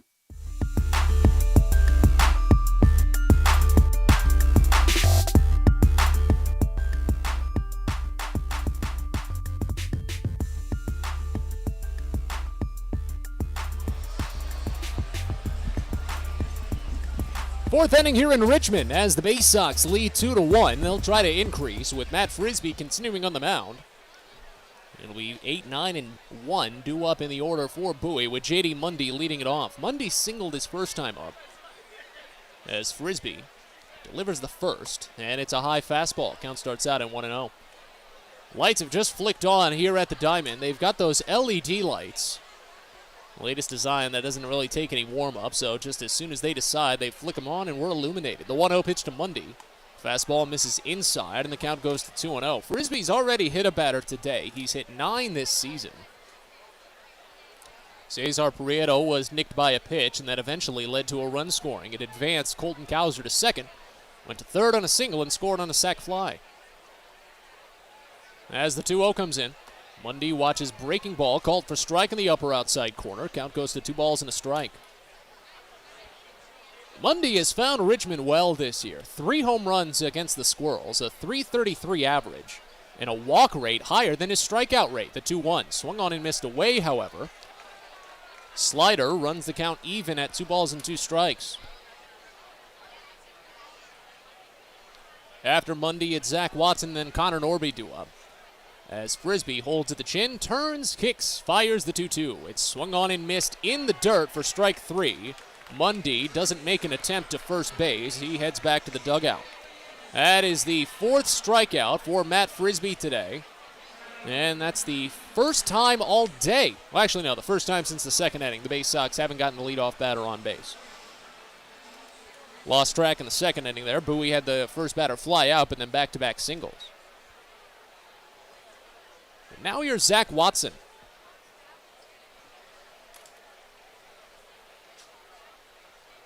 First pitch into the right-hander. It's called a strike. Fastball hits the top of the zone, and it's 0-1. 65 pitches for Matt Frisbee so far today. As the 0-1 comes through, and it misses wide. Breaking ball runs the count even at a ball and a strike. A lot of the thought that I've put into pitch count this year has definitely been a little bit biased, and it's something that I'm trying to unlearn as the 1-1 is swung on and missed low. Count goes to 1-2 because the Baysox and the Orioles, as a minor league team, have worked so hard to limit the pitch counts and limit the innings in general. A lot of pitchers on roster are on innings limits this season. They just haven't gotten to them yet, of course.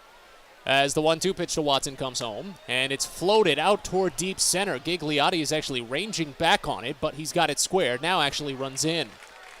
He makes the catch, and there's 2 gone. It's just so surprising when a Baysox pitcher tosses more than really 85 pitches. Bowie has only had 1 pitcher all season throw 90 pitches or more, and that's Drew Rom. He's actually done it 3 times now. But Rom is the only one that's ever actually thrown 90 or more pitches. So when really any pitcher who even is in a semblance of struggling is around 60, I'm a little surprised. as the first pitch to Connor Norby is fouled off right side. Count starts out at 0-1 as the lineup turns back over for its third. Adam Stauffer is warming in the bullpen for Bowie. Right-hander will be able to take at least 2 innings for the Baysox, maybe 3. As the 0-1 comes home, and it misses inside, nearly clipped Norby. Count runs even and a ball and a strike. Norby singled on the second pitch of the game in the first inning, came around to score on Joey Ortiz's triple. He struck out swinging on a full count offering in the second that ended the frame. 1-1. Check swing, called a strike, lower outside corner, and it's 1-2. Bases empty, 2 outs here in the top of the fourth inning as Bowie leads 2-1.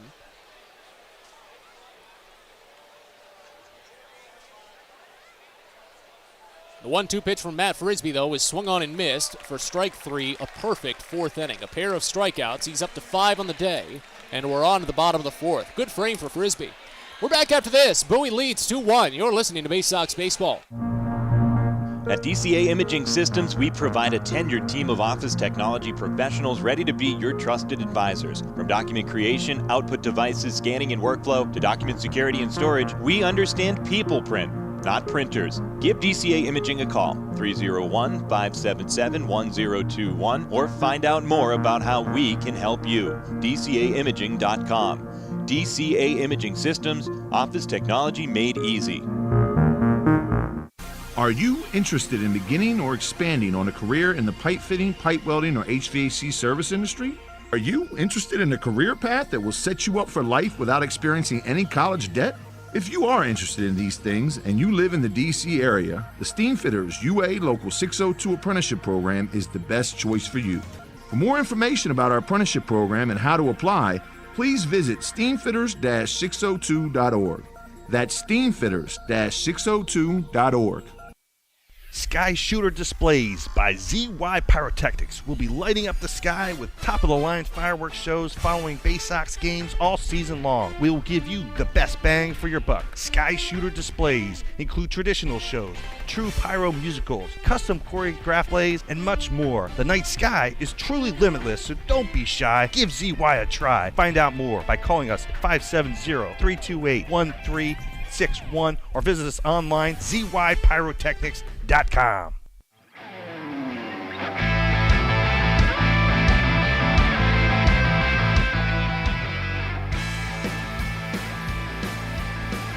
Bottom of the fourth here in Richmond as the Baysox lead the Squirrels 2-1. Baysox make a pitching change as Brennan Hanafy will call it a day. Of course, shorter outings for the right-hander as he continues his first real season, his first live action in any capacity from the Tommy John surgery in 2021. And it was another good outing for Hanafy. 3 innings, 2 hits, 1 run it was earned. He struck out 3, walked only 1, and he retired the final 7 batters he faced. It makes way for Adam Stauffer, who will face off against 4, 5, and 6 in the Richmond lineup. Stauffer, the big 6'7", 240-pound right-hander, drafted in the 19th round of the 2017 draft from Coatesville High School. Frankie Tostado will be the first batter of the inning for Richmond. Left-hander struck out swinging on a 1-2 pitch in the first. First pitch, he hacks at it and pops it up foul right side. J.D. Mundy has a beat on it. On the warning track, stepping to his right now, he makes the catch. So Tostado went chasing on a high breaking ball and got way too far under it. It's the second pop out in foul territory to Mundy today. And now here's Armani Smith. Stauffer on the season for Bowie has made 15 appearances and gone 2-1. A 2.83 ERA. That's the best ERA by any full-time reliever for the Baysox this season. 41 in the third innings, 48 strikeouts, just 12 walks. First pitch to Armani Smith, misses down and away a fastball. Count starts out at 1-0. Stauffer has allowed 4 home runs in his 41 and a third this year. Smith walked, or actually he singled up the middle back in the first inning to drive in a run as the 1-0 pitch. Is swung on and missed down and away. Count runs even at a ball and a strike. Stauffer made 1 appearance against the Squirrels back when these two teams met at the start of this second half. It was on July 1st. The 1-1 pitch. Swing and a miss, fastball up and in, and the count goes to 1-2. Stauffer tossed 3 scoreless innings with 5 strikeouts. Gave up 2 hits and 2 walks, but picked up the win for Bowie. And he's coming off of a big save against Akron just a week ago. As the 1-2 comes home. Popped up again. First base side foul, but this one more deep. It'll get out of play. As the count remains at a ball and 2 strikes. So we go back to the 14th. That was the first game of the doubleheader. It was the Baysox shutout win in the Twin Bill, 2-0. Kyle Bradish made his final rehab start for the Baysox, tossing 5 scoreless innings, allowing just 1 hit. Stauffer came in and retired the side in the 6th and the 7th. The 1-2 pitch here. A curveball misses too far up and inside. Runs the count even at 2. But Stauffer struck out 4 batters, including striking out the side in the 7th to pick up the save for the Bowie win. Bases empty, 1 away here in the bottom of the 4th as Bowie leads 2-1. 2-2 pitch. Swing and a miss for strike 3. Breaking ball inside that really just sawed off Smith. He took a late hack at it and had no business on that pitch on the hands. First strikeout for Adam Stauffer, 4th overall for Baysox pitching. And now with 2 away, here's Tyler Fitzgerald.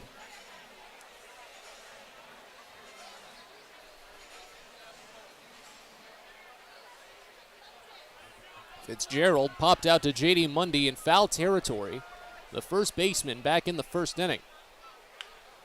First pitch here is fouled off third base side, and the count opens up at 0-1. That was a funky pop-out that Fitzgerald hit into.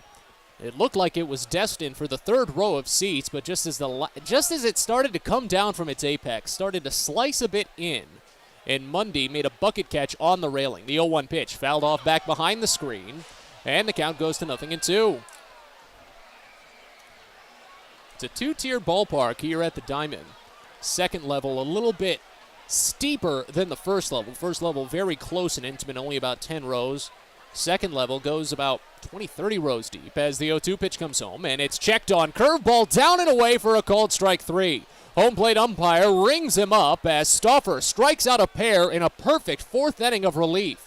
We're on to the 5th here at the Diamond. Bowie leads 2-1. You're listening to Baysox Baseball.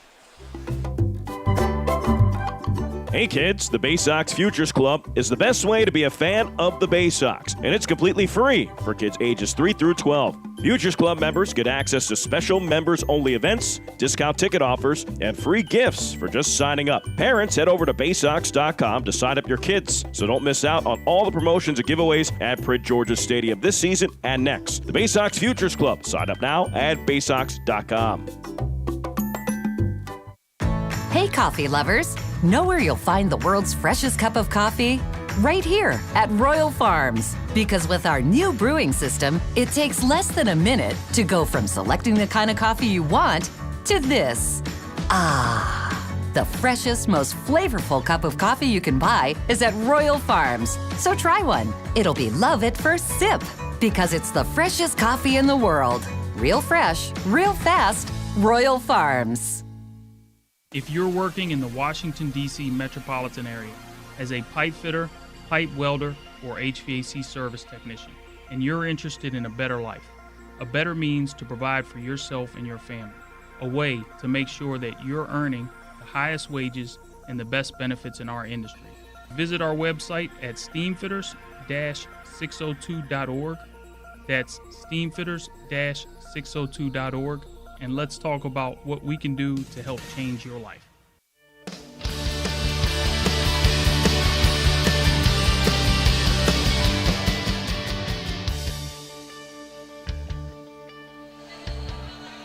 Oh, it's always such a great pleasure to have you along for the broadcast each and every night, especially as we return from the 4-day All-Star break. It's so nice to be back in the broadcast booth and back at the ballpark for the remainder of the season. Matt Sabatis with you from the Diamond here in Richmond.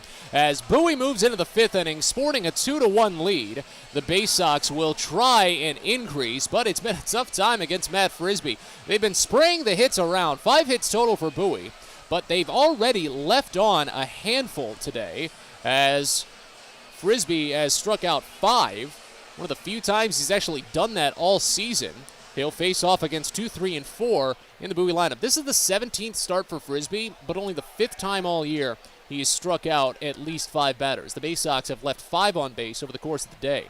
Colton Cowser leads off. First pitch to the left-hander is called a strike on a fastball up and away. It's 0-1. Cowser in 0 for 1 day. He struck out swinging on a 2-2 offering back in the first inning. He walked and scored in the third as the 0-1 is grounded foul off of home plate. Count already to 0-2.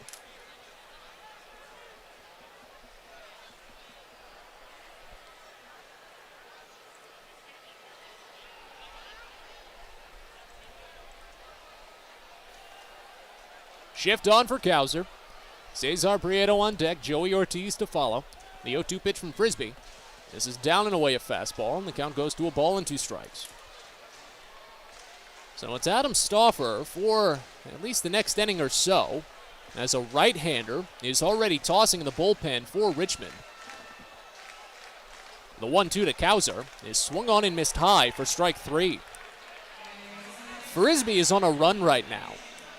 Since the Baysox loaded the bases with no outs in the third, a walk, a hit by pitch, and a single, Frisbee has retired the following 7 batters. Of course, one of them was a sacrifice fly that brought in the go-ahead run, but it's still 7 consecutive batters, and he struck out 3 in that span.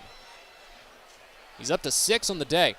Cesar Prieto steps in. First pitch to the left-hander, a breaking ball. Called for strike on the top half of the zone, and Prieto, he wishes he had that one back. As soon as it came through, he just curled out of the box in disgust that he didn't go after it.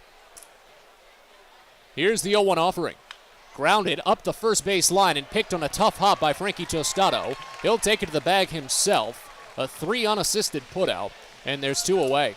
Well, I've heard sometimes when batters make gestures like that after they feel as if they missed a big opportunity for a pitch, pitchers don't like that. Pitchers are upset by that kind of gesture because it makes them think that, oh, I'm pitching too easy for you. You think I'm serving up meatballs or something like that. Now, Frisbee hasn't seemed like an emotional pitcher in really any capacity. Well, that's just what I've understood from my time around ballplayers. First pitch to Joey Ortiz. Misses inside just a bit, I suppose. Ricardo Genovese double clutched it, thinking it should have gone for a called strike, but instead it starts out at 1-0. It's a 2-for-2 day for Joey Ortiz. His 18th 2-hit game of the season, 20th multi-hit game of the year. 1-0 pitch. Misses wide, and the count goes to 2-0. Ortiz has been critical in both runs scoring for Bowie today. RBI triple in the first inning that really threw off Michael Gigliotti thanks to the sun in center field. The 2-0 pitch. Fastball misses away, and it goes to 3-0 on Ortiz. And then a single to left field back in the third inning to load the bases. If it weren't for that single, the Baysox would not have gotten their sacrifice fly and the go-ahead run. And already 3-0 on the right-hander. As Frisbee steps back, kicks high, sends in the next, and it's high, a 4-pitch walk. So Ortiz draws the free pass for the first time today. He's aboard for the third time. That's the third walk given up by Matt Frisbee. That ties the season's high. One that he is set 6 times. Wow, 6 times this year. He has not walked 4 batters at any point this season, and he's not going to get that chance today because here comes the manager, Dennis Pelfrey. So a pitching change as Bowie has an insurance run on base with 2 outs. But Matt Frisbee, he went on a respectable run to end it. Retired 8 in a row before finally walking Ortiz and getting the hook. But he's in line for a loss as Bowie hopes to plate maybe one more against him. As a new pitcher descends from the bullpen, we'll take a break and tell you about him in just a little bit. Bowie leads 2-1 with 1 on and 2 outs in the 5th. We're back after this. You're listening to Baysox Baseball. A birthday bash with the Baysox is the best time at the ballpark. Bring your friends and family out to celebrate and be the star of the show. Dance on the dugout with Louie, play games in the stadium, introduce a batter in the game, and you'll even get to have the stadium sing for you. Baysox birthday parties, an unforgettable, one-of-a-kind experience at Prince George's Stadium. Book yours by calling 301-464-4880 or at baysox.com. From sprains to stitches, sore throats to stomach aches, and pulled muscles to poison ivy, care is around the corner at Patient First. Walk in to see a doctor from 8 a.m. to 10 p.m. every day of the year. X-rays, lab tests, and prescription drugs are on site, and most major insurance plans are accepted. For routine illnesses and injuries, Patient First is here for you. Patient First, the name fits. Patient First, proud partner of the Bowie Baysox. Open 8 a.m. to 10 p.m. every day.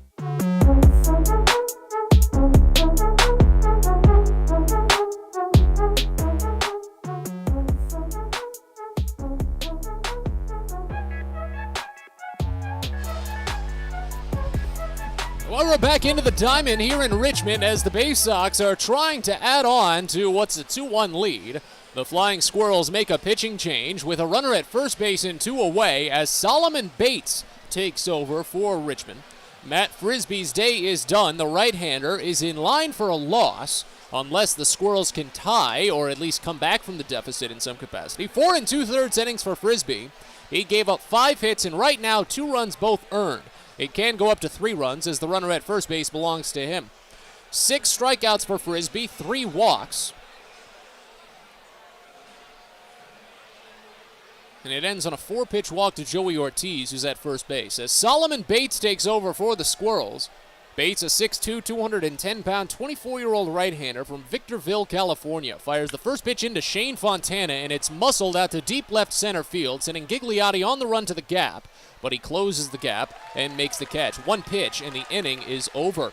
So the Baysox strand a runner at first base, and as we're halfway home here at the Diamond, Bowie leads 2-1. You're listening to Baysox Baseball. If you own or operate a building or facility, or if you're a general contractor that is located or operates in the D.C. area, there is no doubt that it is important for you to have the best trained and most qualified people working for you. Members of Steamfitters UA Local 602 provide the highest level of HVAC, mechanical, and specialty piping services to the various customers we serve. For more information about the services we provide and for a list of companies you can hire, please visit steamfitters-602.org. Everyone deserves a great smile, and Rad Orthodontics is here to help you, Bowie Baysox fans. Rad Orthodontics accepts most insurance, and whether it's braces or Invisalign aligners, anyone can get the smile they've always wanted with our flexible payment options. With 2 of the country's leading orthodontists right here in the D.C. area, we love to see Baysox fans smile with confidence. So get that amazing smile you deserve. Visit radsmile.com today and book your free consult. That's radsmile.com for Rad Orthodontics, official smile provider of the Bowie Baysox.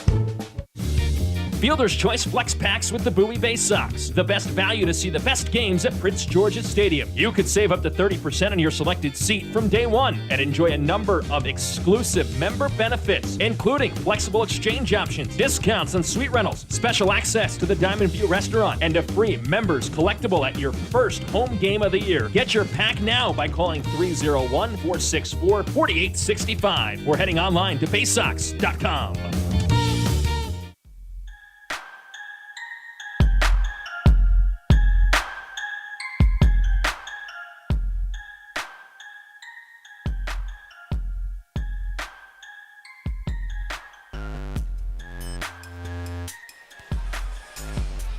Bottom of the 5th inning here at the Diamond as Bowie still leads 2-1. Adam Stauffer continues on the mound for his second inning of relief. He'll try to stay perfect. 3 up, 3 down with 2 strikeouts in the 4th. Ricardo Genovese, Jacob Hayward, and Brett Arbach are the batters due up for Richmond in this frame. As Stauffer holds set at the ready at the chest, drops the waist, kicks high, and fires the first in. It's flailed foul, right side, out of play, 0-1 to start. Genovese flew out to left field in foul territory back in the 2nd inning. That opened up the frame. Brennan Hanafy, a no decision for the right-hander, of course. Only 3 innings and a start, but a great start it was. The 0-1 pitch. Breaking ball misses inside, and the count runs even at a ball and a strike on Genovese. Again, Hanafy, 3 innings, 1 run, 3 strikeouts. He retired the final 7 batters he faced.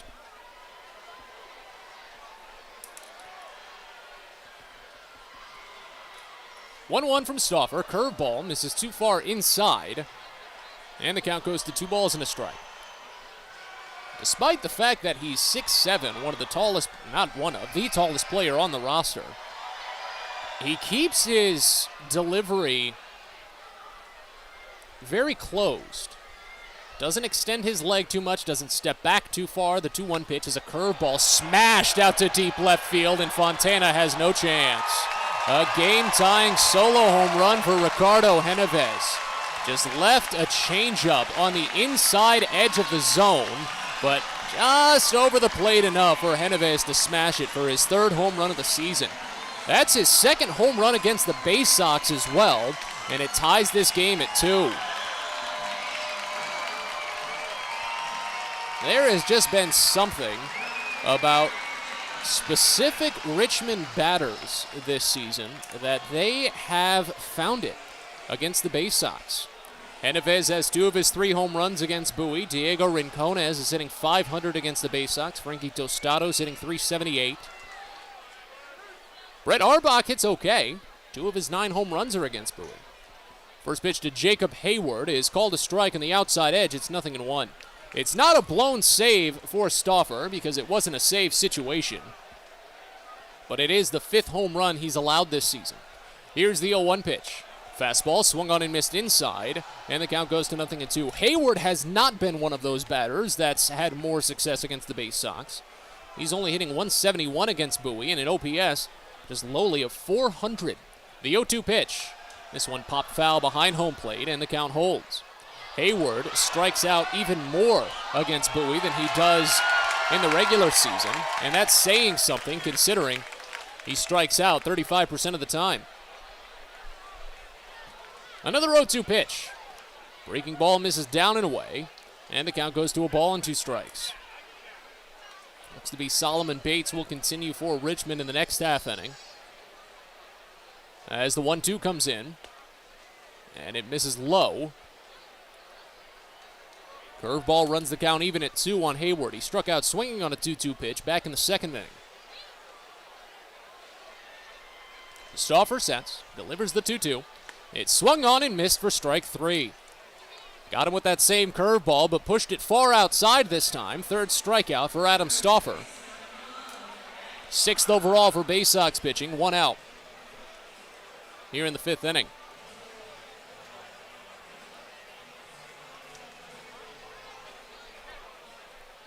Sun really starting to get low here at the diamond. As Brett Arbach digs in, first pitch, curveball misses high. It's 1-0 to start. You can just see that gleam, the gradient of orange on the buildings out past center field. The way that the awnings and the stands are set up, there's none of that on the outfield wall on the field of play. Next pitch to Arbach is lifted out to right field. Sends Watson backing a little, but he only steps back about 10 feet before making the catch. 2 outs as Arbach is 0 for 2 on the day. Now back to the top of the lineup for Michael Gigliotti. And then, of course, as you look a little bit out past the right field wall, you can see more of the sprawling buildings from downtown Richmond out on the James River with more of that sun-splashed gradient bouncing off of more of the window panes. First pitch to Gigliotti, he squares. Pulls back, though, as the curveball comes in low. It's 1-0 to start. Cesar Pareto was already in on the baseline, and he was ready to sprint in. Here's the next. Breaking ball misses up and away. It's already 2-0 on Gigliotti, who's 0 for 2 on the day. It's the first 2-ball count he's already seen. Popped out to short in the first, struck out swinging in the third. 2-0 from Stauffer. Check swing, a called strike. Curveball on the inside edge. Gigliotti didn't have much of a chance on that one, as it just found its way into the zone. Shift on, the 2-1 pitch. Another curveball, but this one misses well too far outside. It was only at 73 on the gun. And that's the kind of pitch you only get a guy to chase on when it's well outside the zone. But Gigliotti wasn't going to attack on the 2-1. Here's the 3-1. Fastball called a strike high as Gigliotti had dropped the bat and started to unstrap the ankle guard. It'll run the count full, and now Gigliotti asked for a quick time. First full count that Stauffer has worked to today with bases empty and 2 outs. Here's the payoff.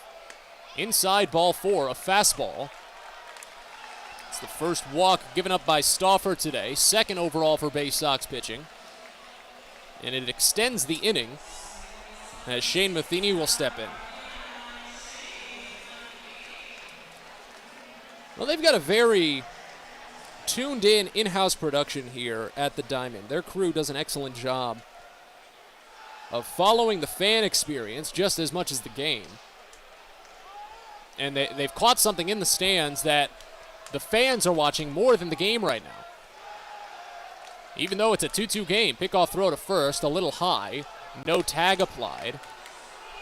So, out on the third base side, the second level, they've got a beer snake going. If you're not familiar with a beer snake, it's when you take the empty cups and stack them as high as you can. Secondary leadoff first for Gigliotti, and time called, a balk by Stauffer, as he was looking back at Gigliotti after coming set, flinched a little bit on the motion, and Gigliotti is awarded second base. As we still wait on the first pitch to Shane Matheny. And so they've got that beer snake going all the way up in the top row. First pitch to Matheny misses up and away for a ball. It's 1-0. Matheny 0 for 1 in the day, walked and scored in the first inning. It's a 2-2 game after a leadoff game-tying home run for Ricardo Genovez. But yeah, so the production crew has been keeping a camera on that in between pitches as this game progresses. 1-0 pitch to Matheny misses up and away, and it's 2-0. It's been something about this series, this season series in particular. The games have not been too speedy. Very methodical. The 2-0 pitch. Matheny pops it up on the infield. Maverick sheds the mask, steps on home plate, now behind home plate, makes the catch. Still in the dirt circle. It ends the inning.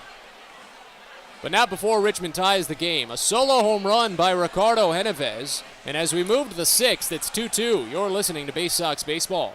Sky Shooter Displays by ZY Pyrotechnics will be lighting up the sky with top-of-the-line fireworks shows following Baysox games all season long. We will give you the best bang for your buck. Sky Shooter Displays include traditional shows, true pyro musicals, custom choreographed plays, and much more. The night sky is truly limitless, so don't be shy. Give ZY a try. Find out more by calling us at 570-328-1361 or visit us online, zypyrotechnics.com. It's not baseball season without fireworks, and you can always count on the biggest and best at Prince George's Stadium.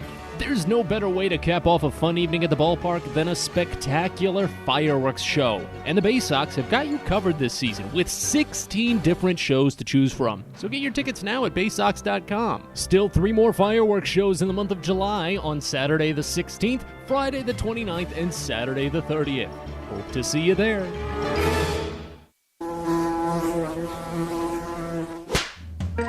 Pest Now is proud to partner with the Bowie Baysox and provide their pest control services. For all your residential and commercial pest control needs, call Pest Now. For general pest control, termite control, mosquito control, and all other pest control services, call Pest Now. You can reach us at 301-231-8300 or visit us online at www.pestnow.com.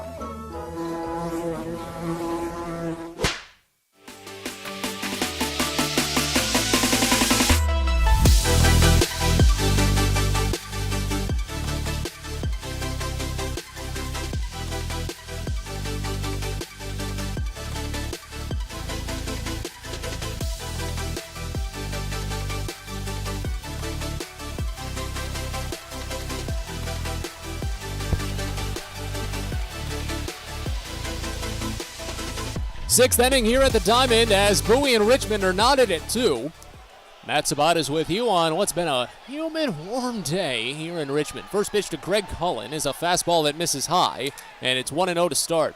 As Solomon Bates continues on the mound, his first full inning of relief for the Squirrels. He came in with runner at first and 2 outs in the 5th and used just 1 pitch to end the inning, 1-0.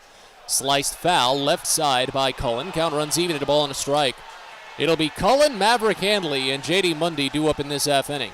Didn't get time to tell you much about Bates. 18 appearances this season, a 4-1 record, and a 4.68 ERA in 32 2/3 innings. The 1-1 pitch. Cullen watches fastball miss down and inside. Count goes to 2-1.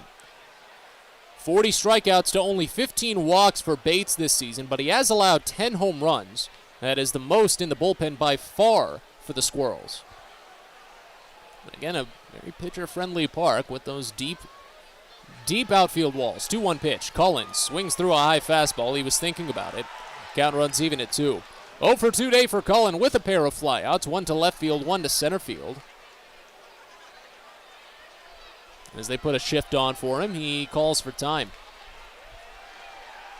And there's a new development in the shift in minor league baseball after the All-Star break. We can talk about it in a second as the 2-2 comes home.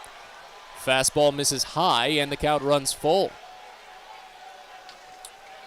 Down in the Florida State League, now low single A, they've made some changes onto the infield and where fielders can position. The 3-2 pitch. Cullen grounds it to the right side, ranging on it. The first baseman, Tostado. He twirls and throws to the pitcher covering, but it's off Bates' glove.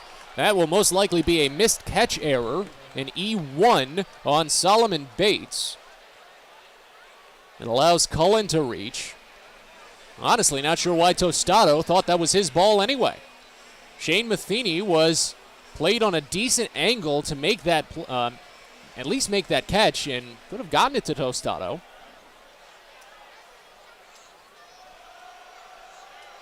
It probably would have been closer, but still would have beaten out Cullen.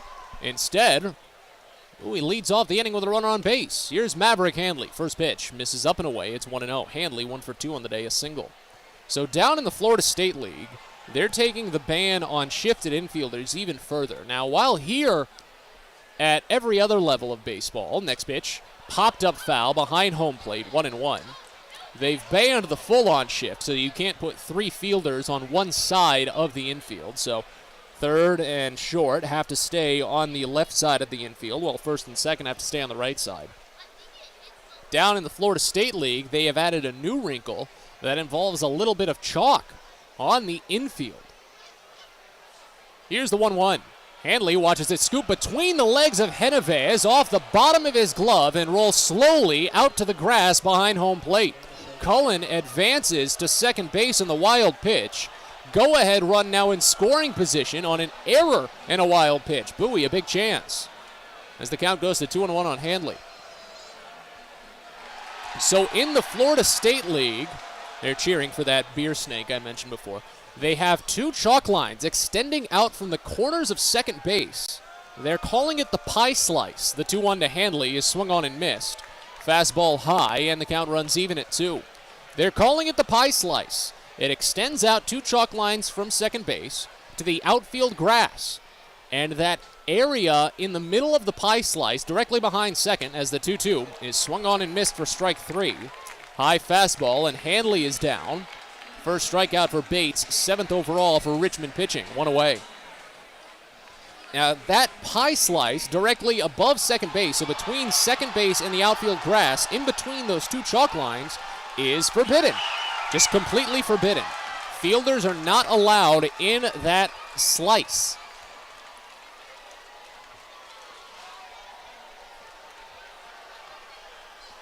Sets up the possibility for more base hits up the middle, of course. First pitch to J.D. Mundy. Misses up and away for a ball. It's 1-0 to start. Mundy singled up the middle in the second inning, so they've got him played a little bit in that vicinity right now. The shortstop, Tyler Fitzgerald, is close to the bag, but that's also partly to hold on the runner. As the 1-0 comes in, and Mundy slaps it the other way foul. Count runs even at 1. But the Florida State League has routinely been one of the more common testing grounds in minor league baseball.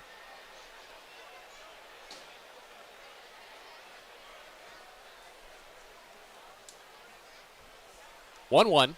Mundy watches curveball miss just up and away as the count goes to 2 balls and a strike.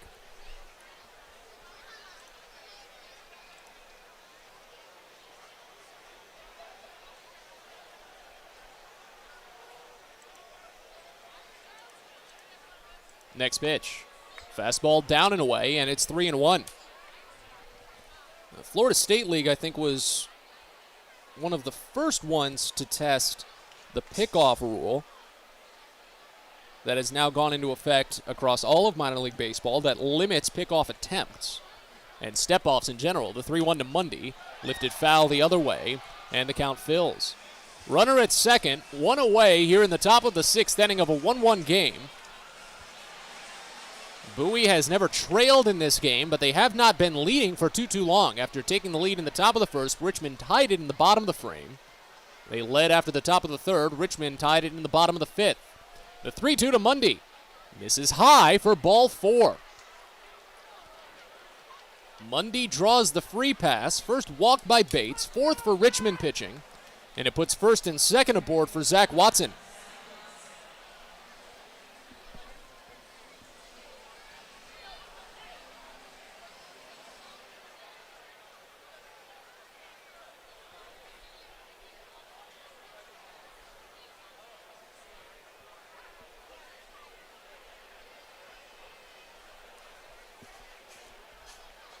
Watson an 0 for 2 day. He struck out swinging in the second, flew out to center field in the fourth. First pitch. Misses away, and the count starts out at 1-0.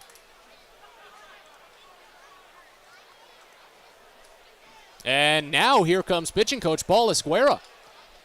What's this about?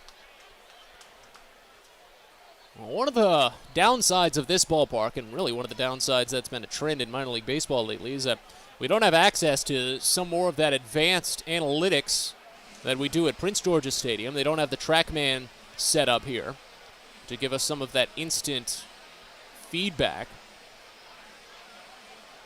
So I can't tell you right away if that was a pitch that had just kind of missed its mark, or maybe something that Bates had thrown a little bit funky that really led to Esguerra getting a little concerned. Either way, it gives us a chance to tell you about On the Green Incorporated, proud partner of the Baysox, celebrating 25 years of providing custom lawn care and pest control programs. They've got guaranteed results for residential and commercial lawns.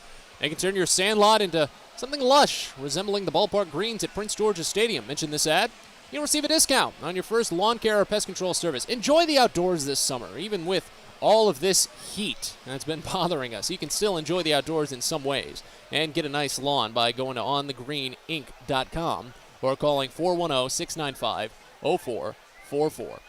So we'll reset with a 1-0 count to Zach Watson. A right-hander has begun tossing in the bullpen for Richmond. First and second with one away in this 2-2 ball game, top of the sixth inning. Bates looks back at second, fires the next, and Watson swings through a breaking ball inside. Count runs even at a ball and a strike. Now the Richmond bullpen is slightly obstructed. An awning from an additional picnic patio makes it hard to see the actual number of the pitcher warming. The 1-1 pitch. Swung on and missed high. Breaking ball runs the count to a ball and 2 strikes on Watson. Now, Bowie has missed out on plenty of opportunities in this game already. They loaded the bases with no one out in the third and only scored 1 run on a sacrifice fly. 1-2 pitch. Swing and a miss for strike 3. High fastball. Second strikeout for Bates, both in this inning. 8 overall for Richmond pitching. And now with 2 away, it's back to the top of the lineup for Connor Norby. The Baysox had a runner at third in the first inning and left him on. They had a pair of 1-out singles in the second and got nothing out of that inning.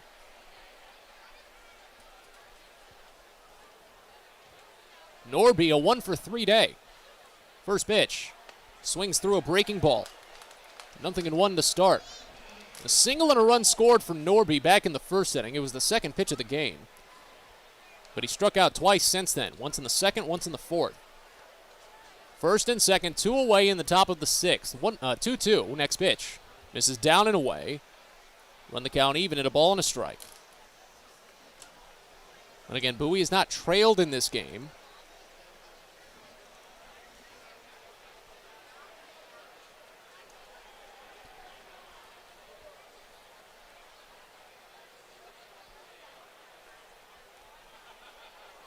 As Bates Comes set, out of the stretch, first base side at the waist, 1-1. Norby watches breaking ball miss wide. And the count goes to 2-1.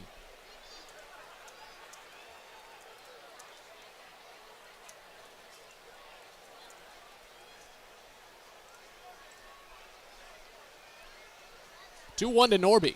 This one popped up foul, right side. Tostado ranging on it, but it will get out of play. And he reaches into the stands for it. And he made the catch. Are you kidding? Well, J.D. Mundy made a similar play on what looked like a ball fading into the third row. Tostado found one easily in the same vicinity, sliced its way back in, and he was able to make the catch. Bowie gets 2 on and strands them both. Bottom of the 6th coming up, a 2-2 game. You're listening to Baysox Baseball. It takes time to get rich, flavorful coffee beans from the lush mountain regions of Colombia and Brazil to Royal Farms. But less than a minute to get yourself a delicious hot cup of the finest and freshest coffee in the world. Because Royal Farms' new Swiss-made coffee machines grind those rich, flavorful coffee beans and brew them one magnificent cup at a time. It's why Royal Farms makes the freshest and best coffee in the world. Real fresh, real fast. Royal Farms. A birthday bash with the Baysox is the best time at the ballpark. Bring your friends and family out to celebrate and be the star of the show. Dance on the dugout with Louie, play games in the stadium, introduce a batter in the game, and you'll even get to have the stadium sing for you. Baysox birthday parties, an unforgettable, one-of-a-kind experience at Prince George's Stadium. Book yours by calling 301-464-4880 or at baysox.com. Are you interested in beginning or expanding on a career in the pipe fitting, pipe welding, or HVAC service industry? Are you interested in a career path that will set you up for life without experiencing any college debt? If you are interested in these things and you live in the DC area, the Steamfitters UA Local 602 Apprenticeship Program is the best choice for you. For more information about our apprenticeship program and how to apply, please visit steamfitters-602.org. That's steamfitters-602.org.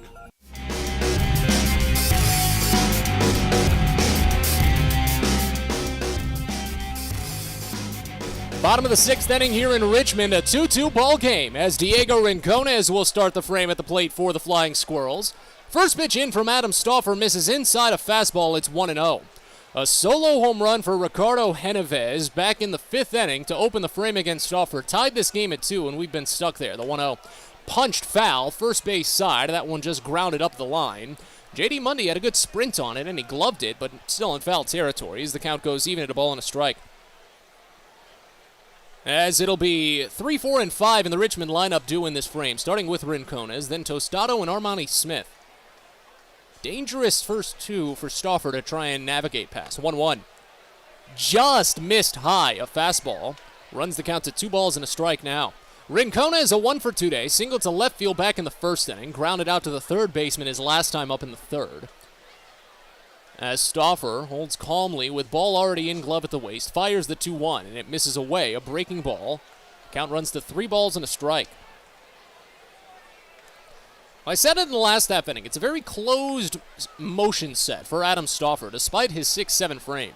His step back is less than 3 inches as the 3-1 pitch is swung on and missed low. Rincones nearly swung himself out of his helmet on that low breaking ball.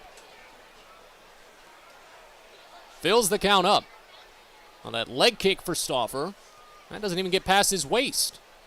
Next pitch. Grounded foul, third base side. Oh, I should clarify. It does get around to his waist, but when he gets that leg up there, he bends the knee very tightly to where it doesn't really go out too far.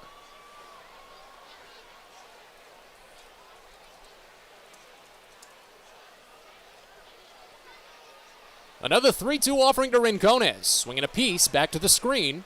Count holds.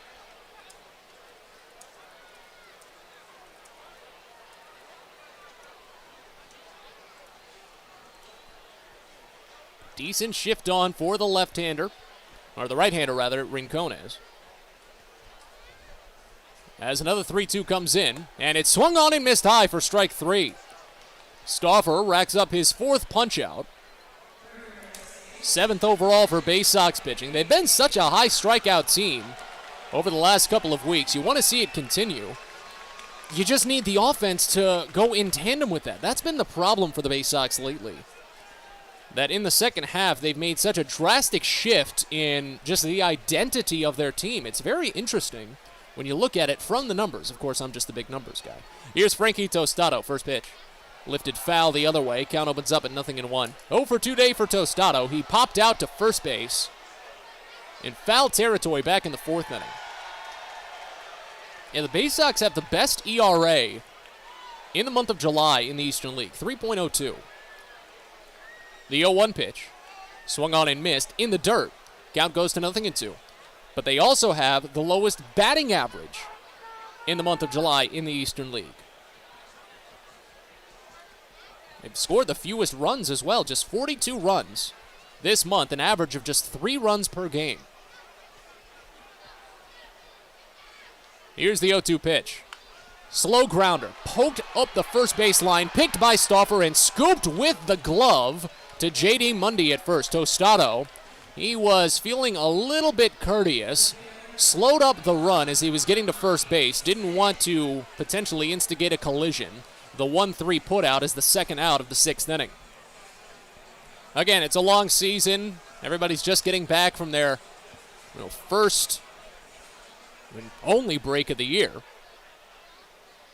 You don't want to send anyone out of commission just as soon as everybody's gotten back. Here's Armani Smith. First pitch in. Smith takes a late hack on a fastball inside and rolls it slowly to short. Picked by Ortiz. He checks for it in the glove and fires it to first base. What a reaction by Joey Ortiz. That's a big league level mindset right there. 3 up, 3 down for Adam Stauffer in the 6th. And we're on to the 7th here in Richmond. 2-2. You're listening to Baysox Baseball.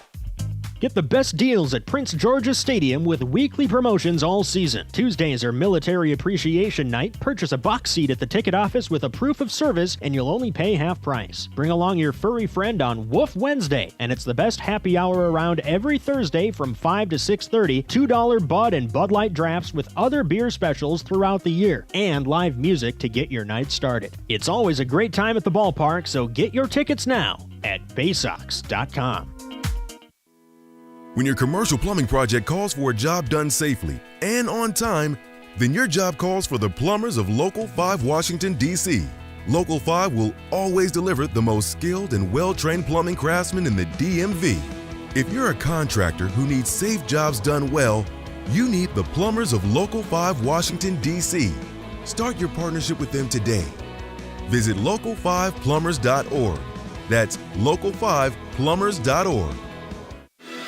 We'll get your red capes ready and your iron suits too, because it's Superhero Day at Prince George's Stadium on Sunday, July 31st. You can meet your favorite costumed hero, and the first 750 fans ages 13 and up will pick up a Grayson Rodriguez Superman bobblehead for their own. Not only that, but it'll also be Heroes Day at the ballpark, honoring police, fire, and EMS with a Guns N' Hoses charity softball game. And the Baysox will wear custom Heroes jerseys, auctioned off post-game to benefit the Children's Cancer Foundation. Sunday, July 31st, so get your tickets at Baysox.com.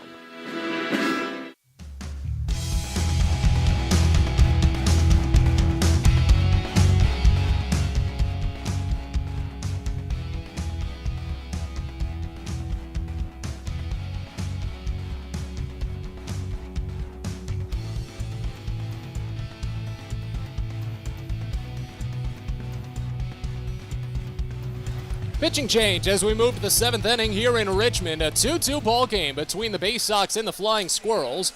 Matt Sabatis with you as Chris Wright will take over on the mound for Richmond. Left-hander to face off against the 2, 3, and 4 batters in the Baysox lineup. As Solomon Bates calls it a day, an inning and a third scoreless for the right-hander Bates. Did not allow a hit. He struck out 2 batters and walked 1. Colton Cowser will lead off the 7th for Bowie. An 0 for 2 day for Cowser, but a walk and a run scored. The first pitch comes home, and it misses high, a breaking ball. Count starts out at 1-0. As Wright takes over, 6'1", 205-pound, 23-year-old left-hander from Providence, Rhode Island. Sets up at the forehead before dropping to the chin. A heavy sigh, and he fires the 1-0. A high fastball misses And the count goes to 2-0. Right on the season for Richmond has gone 2-0, but in 24 appearances, he's allowed just a 2.56 ERA. Great numbers. 31 2/3 innings of work. He fires the 2-0, and it plunks Kauser on the shoulder.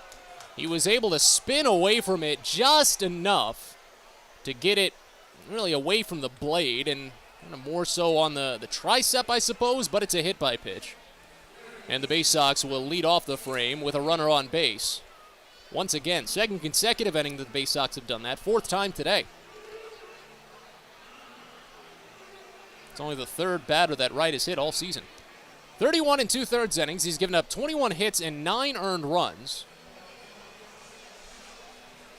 He's walked 26 batters, but struck out 45 batters. Opponents just hitting him at a 189 clip. As the Baysox are trying to break out of this 2-2 tie. Again, they've never trailed in this game. Took the early lead in the first inning, but Richmond instantly tied it. Baysox broke ahead for a 2-1 advantage, but then solo home run by Ricardo Genovez retied it again. As Cesar Prieto steps in, third base plays in on the line. First pitch, he squares, and he pokes it in front of home plate. It's a beauty. Picked by the catcher, and there's no throw. A barehanded grab by Genovez, and a bunt single for Cesar Prieto. That's at least his 5th this season, and it puts first and second aboard with nobody out for the Baysox. It's becoming incredible at this point because he has been the most consistent bunter on the team for Bowie. And if you come up at any point with fewer than 2 outs, and especially if there's a runner on base, it's almost bound to happen for Prieto. It'll be interesting if they decide at any point, bring guys in a little bit further. But he's just been placing them in the golden spots. As Joey Ortiz steps in, first pitch. Fastball called for strike in the upper outside corner. It's 0-1 to open. Ortiz has had a perfect day at the plate. A pair of base hits, including an RBI triple in the first inning. He drew a walk back in the 5th inning, but he's been left aboard all 3 times. First and second, nobody out, the 0-1 pitch. Curveball called a strike on the top half of the zone. It's 0-2. Wright is coming off of 2 scoreless appearances against Altoona during Richmond's road trip before the All-Star break. He combined on 2 innings with 2 hits, 1 walk, 3 strikeouts. He fires the 0-2 to Ortiz, and it bounces in, hits off of the chest of Genovez, and skips away to the right side. Both runners advance. That curveball curved way too much. Wild pitch now puts go-ahead run in scoring position. Go-ahead run at third base. Insurance run in scoring position. And it sets the count to a ball and 2 strikes on Joey Ortiz. Sometimes that patience of Bowie's has been frustrating for opposing pitchers. Normally it's for opposing starters, but it's showing pretty early on here against Chris Wright. The entire infield will play in with second and third and no one out. If Ortiz gets it out of the infield, then Bowie has the lead again. The 1-2 pitch. Ortiz lines it up the first base line, but it will slice foul. That one got down about 10 feet to the right of the line, so the count holds. But the plate appearance extends, as Richmond does have some bodies milling about in the bullpen, but I think it's just guys trying not to stay stationary in this humidity. Another 1-2 pitch set to come. Here it is. Ortiz swings and misses on a fastball way up and inside. First strikeout for Chris Wright. 9th overall for Richmond pitching. Comes at a critical point. But Shane Fontana still with an opportunity for a sacrifice fly on just 1 out. Fontana had a sac fly with the bases loaded and nobody out in the 3rd inning. Gave Bowie the lead 2-1 at that point.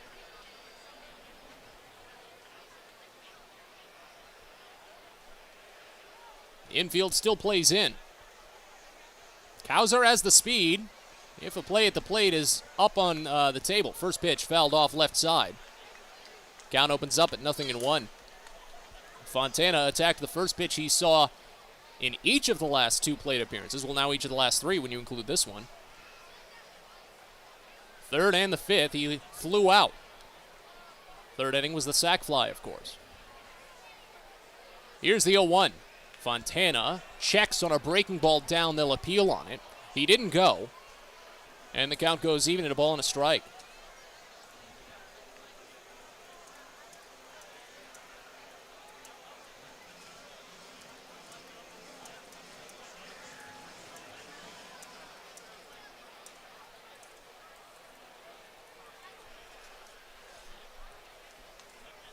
Wright leans in hard while dangling that throwing arm before uprighting and setting at the chin. 1-1. Fontana swings and misses on a high fastball. And it's 1-2.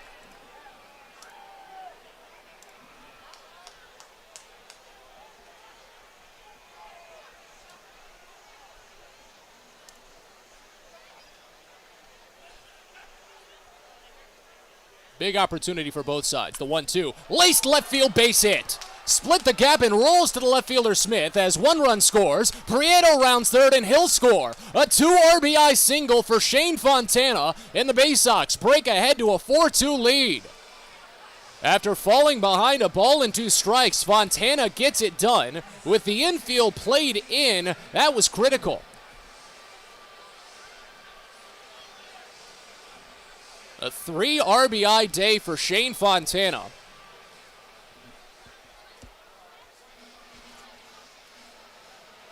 And now Greg Cullen will follow,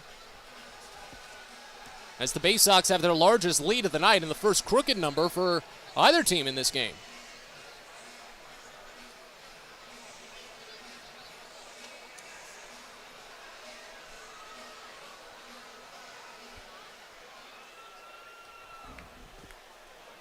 Fontana has been on a great run since rejoining the Baysox.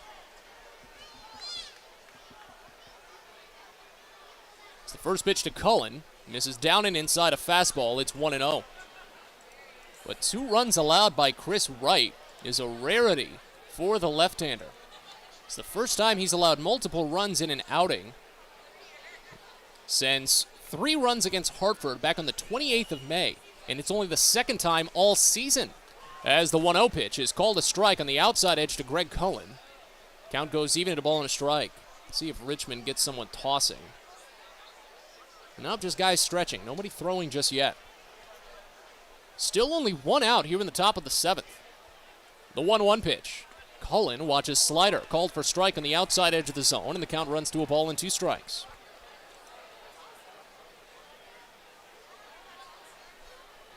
Bowie tagged right for a run back on the 30th. That was part of the 15-5 win in their dismantling of Richmond. In that series win, the 1-2, Cullen slaps it foul the other way. Count remains. It was an RBI double by Hudson Haskin after a Cesar Prieto walk in the 8th inning. That was just adding salt to the wound. Bowie was already up by 10 at that point. A ball and 2 strikes on Cullen here. Light shift put on as they try to get him to hit into a double play, but Cullen has not done that yet this season. 1-2 pitch. Cullen ropes it to first, and it's picked on the line by Tostado. He'll take it to the bag himself. A rocket shot at the wrong spot. Cullen lines into the 3 unassisted double play, and the inning is over. But Shane Fontana gets the job done. A 1-out, 2 RBI single to break out of a 2-2 tie. Bowie leads 4-2. You're listening to Baysox Baseball. Get your gear and memorabilia from your favorite Baysox players and future stars of the Baltimore Orioles at the Tackle Box Team Store. Jerseys, hats, autographed bats and balls, all at great prices. Located right at the main gate at Prince George's Stadium and online at BaysoxShop.com, the Tackle Box is the only place to get the best Baysox gear for you and your favorite fan. It's the Tackle Box at Prince George's Stadium and at BaysoxShop.com. Baseball is a game of specialists. Base stealers, closers, cleanup hitters. Together, they help their team stand out from the rest. Specialists also help set Chesapeake Employers Insurance apart from other workers' compensation insurance companies. Our health services team includes orthopedic surgeons, nurse case managers, a physical therapist, and more, all to get your employee back to work, contain costs, and keep premiums down. That's teamwork. To learn more, connect with your agent or visit Chesapeake Employers at CEIWC.com. On the Green Incorporated is your lawn care team, providing professional, organic-based lawn care programs for residential and commercial lawns. Our lawn care programs provide ballpark quality results. Each service is custom tailored with guaranteed results for even the toughest lawns. On the Green also offers outdoor pest control services. Mosquitoes, ants, ticks, and more. Safely and effectively control insects and enjoy the outdoors this summer with On the Green Incorporated. Go to onthegreeninc.com.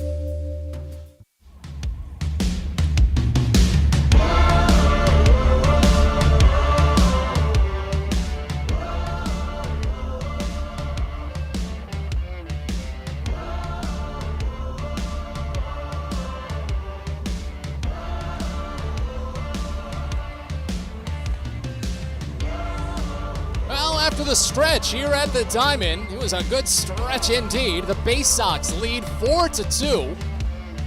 A 1-out, 2 RBI single by Shane Fontana, getting the job done after Bowie got 2 on base, a hit by pitch and a bunt single before Fontana delivered the goods.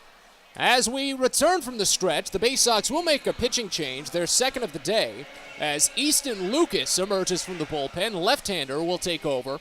Adam Stauffer is done. 3 innings for Stauffer, 1 hit and 1 run it was earned. He struck out 4 and walked 1. The run was on a leadoff home run by Ricardo Genovez in the 5th inning. As Lucas takes over, 6'4", 180-pound left-hander, traded over from Miami in the 2019 deal for Jonathan Villar. First pitch to Tyler Fitzgerald is swung on and missed low, a breaking ball. Count opens up at 0-1.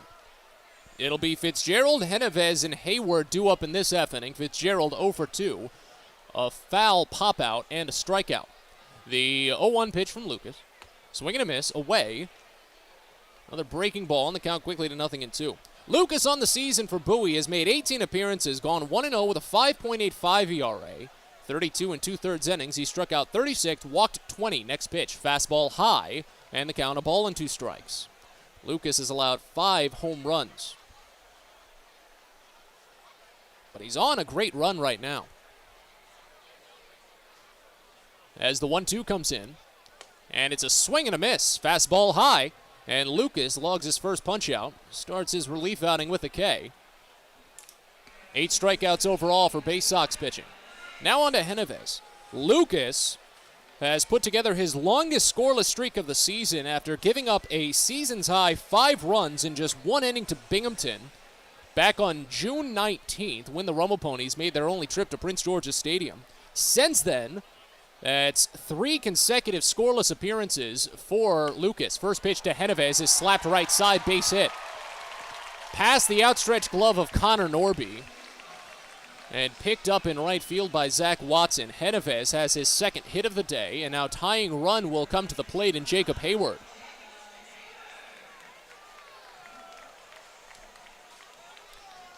Lucas is on a seasons-long 6-inning scoreless streak. His last 3 outings have all gone 2 innings. He struck out 7, walked just 3, and allowed only 2 hits over this 6-inning stretch. And with a left-hander, being Lucas, he can really hold on that runner at first. First pitch to Jacob Hayward, misses wide. Breaking ball starts it out at 1-0. Hayward in 0 for 2 today. He struck out twice, both swinging, and both on 2-2 counts. Genovez is not a stolen base threat, hasn't even attempted one this season, as the next pitch is swung on and pieced into the mid of the catcher. High fastball runs the count even at a ball and a strike. It's a 4-pitch offering for Lucas, 4-seamer, then a slider, a curve, and a change.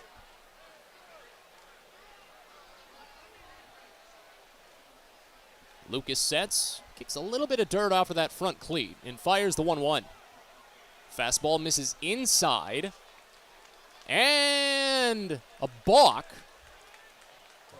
as Lucas, I think it's from that little front leg kick. Are they going to count that pitch or not? They've got it up as 2-1 on the video board. No, they don't count the pitch, so it's 1-1. That was no pitch and a balk, allowing Genovez the second base. Second balk of the game. I haven't seen that in years. Next pitch grounded to short. This would have been a double play as Ortiz takes it the long way to first and retires Hayward. Operative word there was operative words would have been a double play. But the balk taking away that opportunity as Genovez stays at second base, but now with 2 outs. Here's Brett Arbach. Yeah, after Lucas had come set, he didn't step back in his windup. That front foot of his right foot, he just kind of scraped it across the front of the rubber, in front of the rubber, almost as if he was a bull winding up to charge on the matador. I've seen some pitchers put in elaborate little scrapes and leg kicks like that before, but you can't do it after you've come set, especially when there's a runner on base, because that's a balk. Now here's Arbach, an 0 for 2 day. First pitch. Curveball called for strike on the inside edge. It's 0-1. Arbach grounded out to first in the second. He flew out to right field his last time up. But again, the inning could have been over if it weren't for that balk. Taylor-made double play ball bounced right to Ortiz previously. The 0-1. Fouled back to the screen. Another looping fastball this time. Count already to 0-2. Looks to be a right-hander warming in the bullpen for Richmond at this point, so Chris Wright will be done after just 1 inning. As Lucas sets. Fires the 0-2 offering. Breaking ball, just missed up and away. Count goes to a ball and 2 strikes. Well, today was the day I had anticipated, at least, that Garrett Stallings was going to come in on the back end and throw a bulk of the innings to follow Brendan Hanafy like he had done last week, because it just played together so well with Stallings and his recent transition into pretty much the best bullpen arm for Bowie. The 1-2 pitch, fouled back to the screen again, and the count holds. But Bowie is going with a lengthy set of bullpen days. They have the fresh arm, so it's fine to do it. But it will be interesting to see how this affects the rest of the series. Fortunately, they have Drew Rahm and Justin Armbruster going tomorrow and Sunday. The 1-2 pitch. Grounded over to third. Prieto waits back on it for 2 bounces. Charges and fires to first. A bit low, but in time. A 1-out single of no consequence. And as we move to the 8th inning here at the Diamond, Bowie leads 4-2. You're listening to Baysox Baseball. At DCA Imaging Systems, we provide a tenured team of office technology professionals ready to be your trusted advisors. From document creation, output devices, scanning and workflow, to document security and storage, we understand people print, not printers. Give DCA Imaging a call, 301-577-1021, or find out more about how we can help you. DCAimaging.com. DCA Imaging Systems, office technology made easy. Get the best deals at Prince George's Stadium with weekly promotions all season. Tuesdays are Military Appreciation Night. Purchase a box seat at the ticket office with a proof of service, and you'll only pay half price. Bring along your furry friend on Woof Wednesday, and it's the best happy hour around every Thursday from 5 to 6:30. $2 Bud and Bud Light drafts with other beer specials throughout the year, and live music to get your night started. It's always a great time at the ballpark, so get your tickets now at Baysox.com.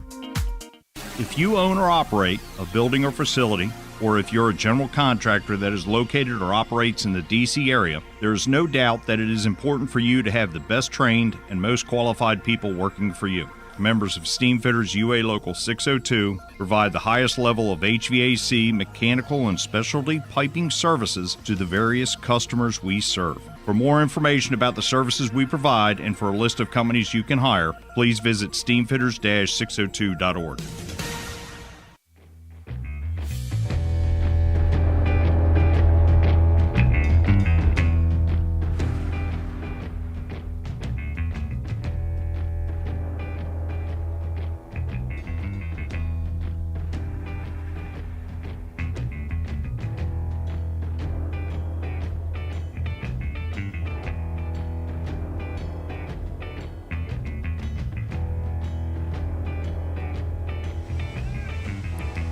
rolling on to the 8th inning here at the Diamond in Richmond. A 4-2 Bowie lead as the Squirrels send a new pitcher out onto the mound. Their third reliever today, Clay Helvey, will take over as Chris Wright calls it a day after just 1 inning. Wright is the losing pitcher in today's game. If all things stay the same, it's 4-2 as Wright finished 1 inning, gave up 2 hits and 2 runs, both earned. The Baysox got a hit by pitch and a bunt single. A wild pitch put 2 in a scoring position, and then a 2 RBI single by Shane Fontana plated them both. Wright struck out a batter, didn't walk anyone, and that's how he closed his day. 7, 8, and 9 due up in the Baysox lineup. First pitch to Maverick Handley is swung on and missed. A breaking ball down. It's 0-1. Handley 1 for 3 on the day.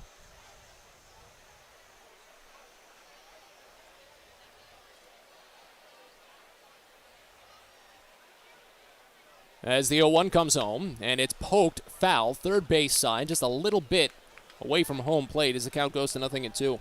Clay Helvey, a 6'3", 195-pound, 25-year-old right-hander from Charlotte, North Carolina. 22nd round draft selection back in 2018 for the Giants. Played 1 season at the College of Charleston, but then transferred to St. John's Rivers College, State College rather, and then finished his collegiate career at the University of Tampa before he finally got drafted. Fires the next to Handley, and it misses down. Count goes to a ball and 2 strikes. Helvey has made just 5 appearances with the Squirrels. He's 0-0, but has a 9 ERA in 4 innings. So if you can do the math, that's 4 earned runs. 6 strikeouts, 4 walks. He fires the 1-2, and it's called strike 3. Handley, watch that curveball right down the heart of the plate. Instant heel turn back to the dugout for Handley, and Helvey starts his relief appearance with a strikeout. 10th overall punch out for Richmond pitching. And now it goes on to J.D. Mundy.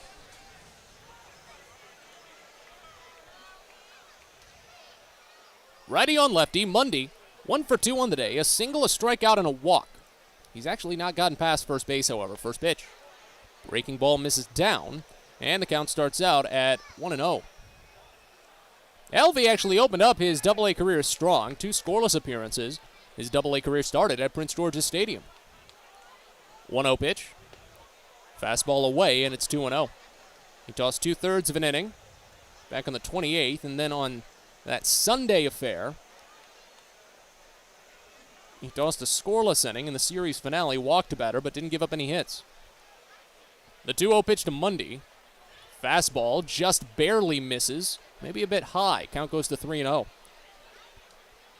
Yeah, the bulk of Helvey's tough outings came in his 1 appearance here at home. He gave up 2 runs, both earned, in just 2/3 of an inning against Reading, and then did the same on the road in Altoona. Next pitch to Mundy, misses away, and it's a 4-pitch walk. A multi-walk game for J.D. Mundy. We don't get too many of those. Got to cherish the ones that come to pass, as he's now reached safely for the 3rd time today. 5th walk surrendered by Richmond pitching. And now here's Zach Watson. Well, I've been talking about how the identity of the Baysox team, both offensive and defensive, has really shifted through here into the second half. This has been a tenet that Bowie has been desperately missing, the walks. As Zach Watson steps in, first pitch, fastball misses away. That's 5 consecutive out of the zone for Clay Helvey. Bowie used to be, pretty much for the entire first half, the team to beat in the Eastern League for walks at the plate. They drew more than anyone. But since then, things have just dropped off. The 1-0 pitch. Check swing on a pitch away. Watson pulled back in time, and the count goes to 2-0, 6 in a row out of the zone. The Baysox have the 2nd fewest walks drawn in the Eastern League in July, just 38. Of course, today helps.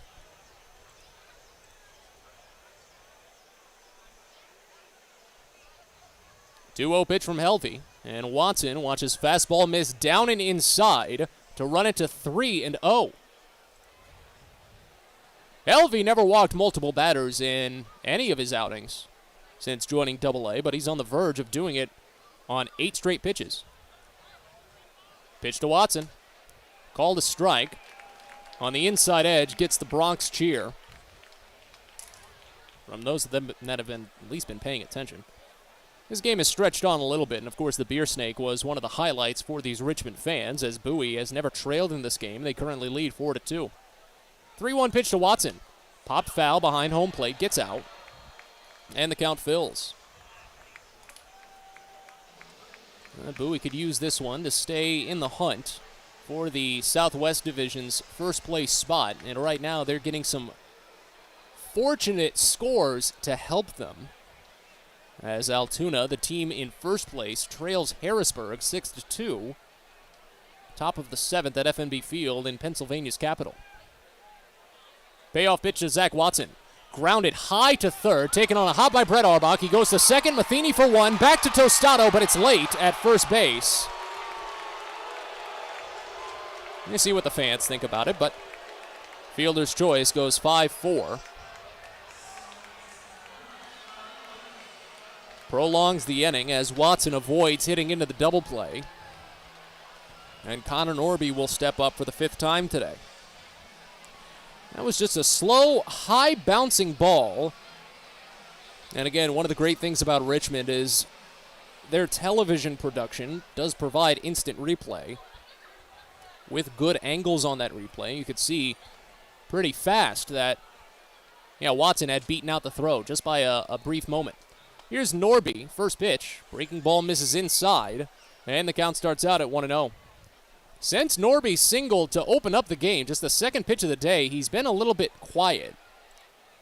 Strikeout in the 2nd and the 4th, popped out to first in foul territory in the 6th. Next pitch, grounded foul just up the third base line. That was a close one.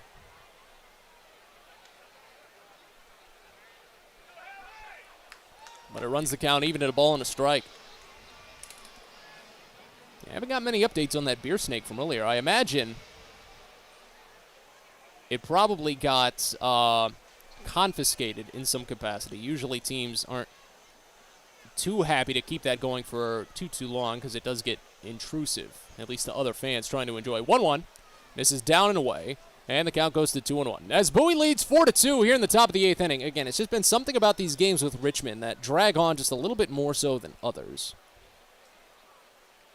Wind pushing out to left field on what's been, well, now a decently dark night at the ballpark, but those nice LED lights obviously give you the opposite idea. The 2-1 pitch. Check swing, fastball up and inside. Count goes to 3-1 on Norby. But it is always tough when you've got to watch pitchers that will take just as much of the pitch clock as they're allowed. 3-1, Norby grounds it to short, should end the inning, eats up Fitzgerald a little bit on the wrist, but he goes the short way to Matheny anyway, and gets it there in time. 6-4 fielder's choice ends the frame as the Baysox do get a walk, but can't do much with it.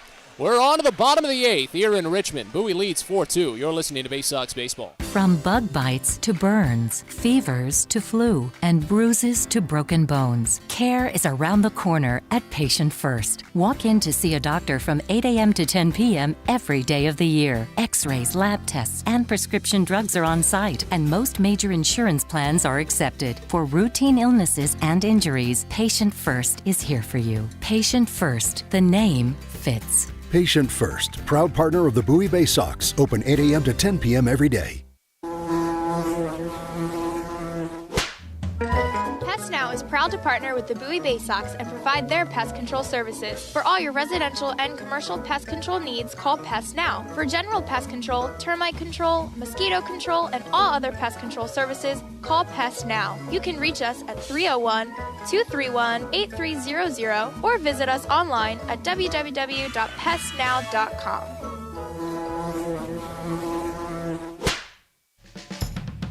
The best way to take in a Baysox game is with a group outing at Prince George's Stadium.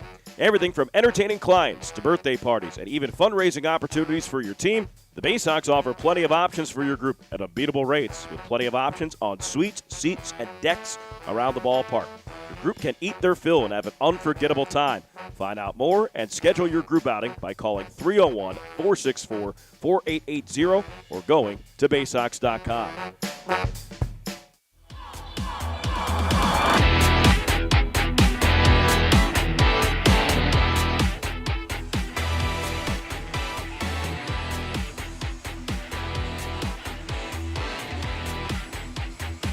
Fans, keep an eye out for Superhero Day coming to Prince George's Stadium on Sunday, July 31st. It features the Grayson Rodriguez Super Bobblehead Giveaway. The first 750 fans ages 13 and up will receive a Grayson Rodriguez bobblehead as he tears open the jersey to reveal his super status. It's also going to be Heroes Day, more importantly, as the Baysox will honor police, fire, and EMS workers. A Guns and Hoses charity softball game featuring game-worn jerseys auctioned off to benefit the Children's Cancer Foundation. A lot of fun happening on the 31st, so get your tickets at Baysox.com.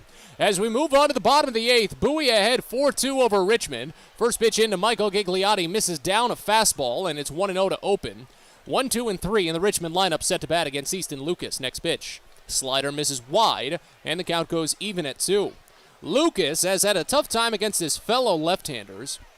Strikeout to walk ratio of less than 1/2, or actually less than, no, got that wrong, less than 2.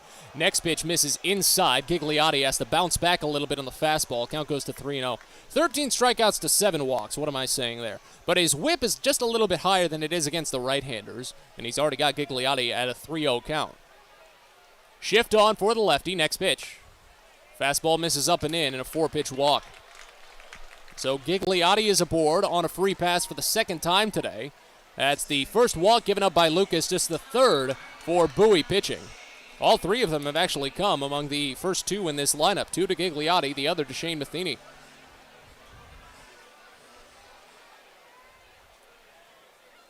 As Matheny steps up, 0 for 2 day for him.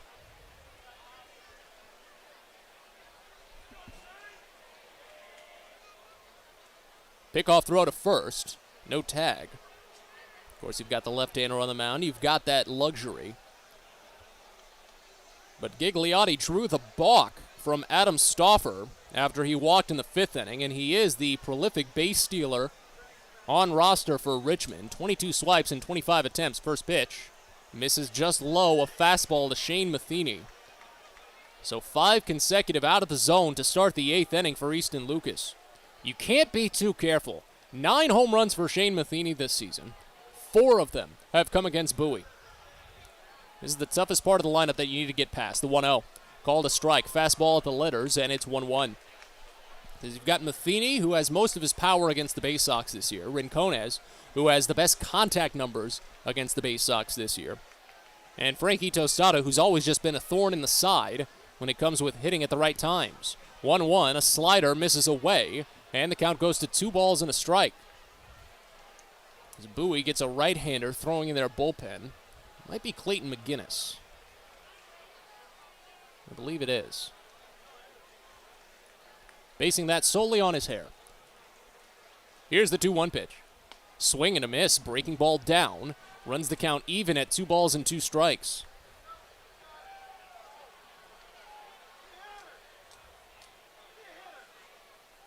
Yeah, that's McGinnis, all right. Runner at first, nobody out. Bowie ahead 4-2 in the bottom of the 8th.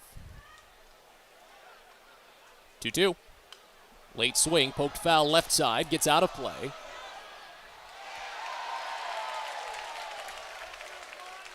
Count holds.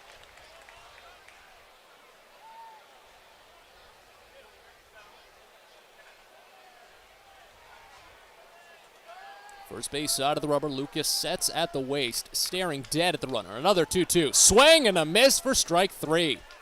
Punched a fastball up and away as Matheny is left chasing. Key strikeout right now for Easton Lucas, his 2nd. Baysox 8th.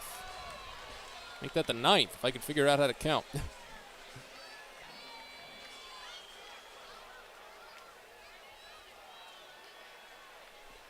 Here's Diego Rincones. 1 for 3 days. Single to left field in the 1st.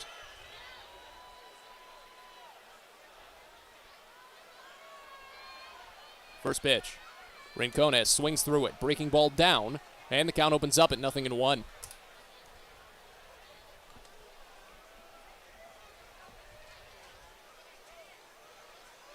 A lot of talk has gone in lately on some of the work that pitching coach Josh Conway has put in, especially for the Bowie relievers. Developing a lot of their sliders. That's just been the pitch on everyone's lips as a pickoff throw goes to first just a tad late. We'll wait on the 0-1 pitch to Diego Rincones. And just as the season has progressed, the consensus has been that Shelton Perkins has the best slider on staff. The 0-1. Fastball called for strike in the top half of the zone. It's 0-2. But there's just something about the way that the sliders have been developing for Baysox pitchers that have really turned the corner here in this second half. The 0-2. Slider, but it missed. Just a bit wide. And the count goes to a ball and 2 strikes. The walks are down. The contact has been weaker. And the strikeouts are still up. The Baysox have always been a good strikeout team. But they haven't lost it while they've improved in other categories. That's what's been important. 1-2 pitch. Swing and a miss for strike 3. Got the slider high. Third strikeout for Lucas. Back-to-back punch-outs after the leadoff walk. It's exactly what I'm talking about. Excellent sequencing between the battery, too. Maverick Handley calling some very tough pitches, but playing them perfectly.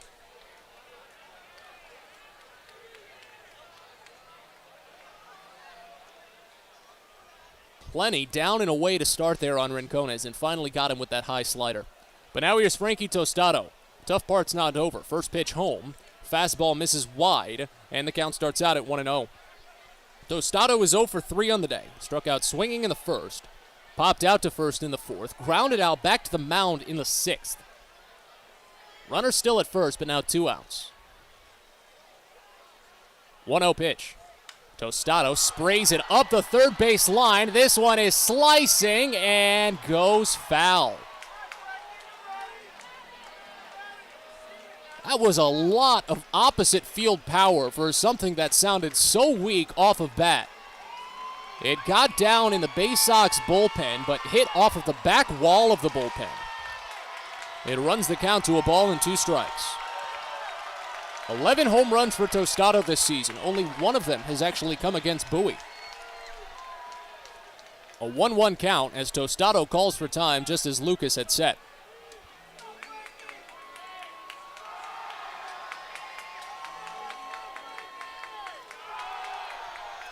Left-hander will dig back into the box. Tostado hits fellow lefties at a 979 clip. Runner goes, pitches down and away, and the throw to second is a bullet. Maverick Handley catches Michael Gigliotti to end the inning.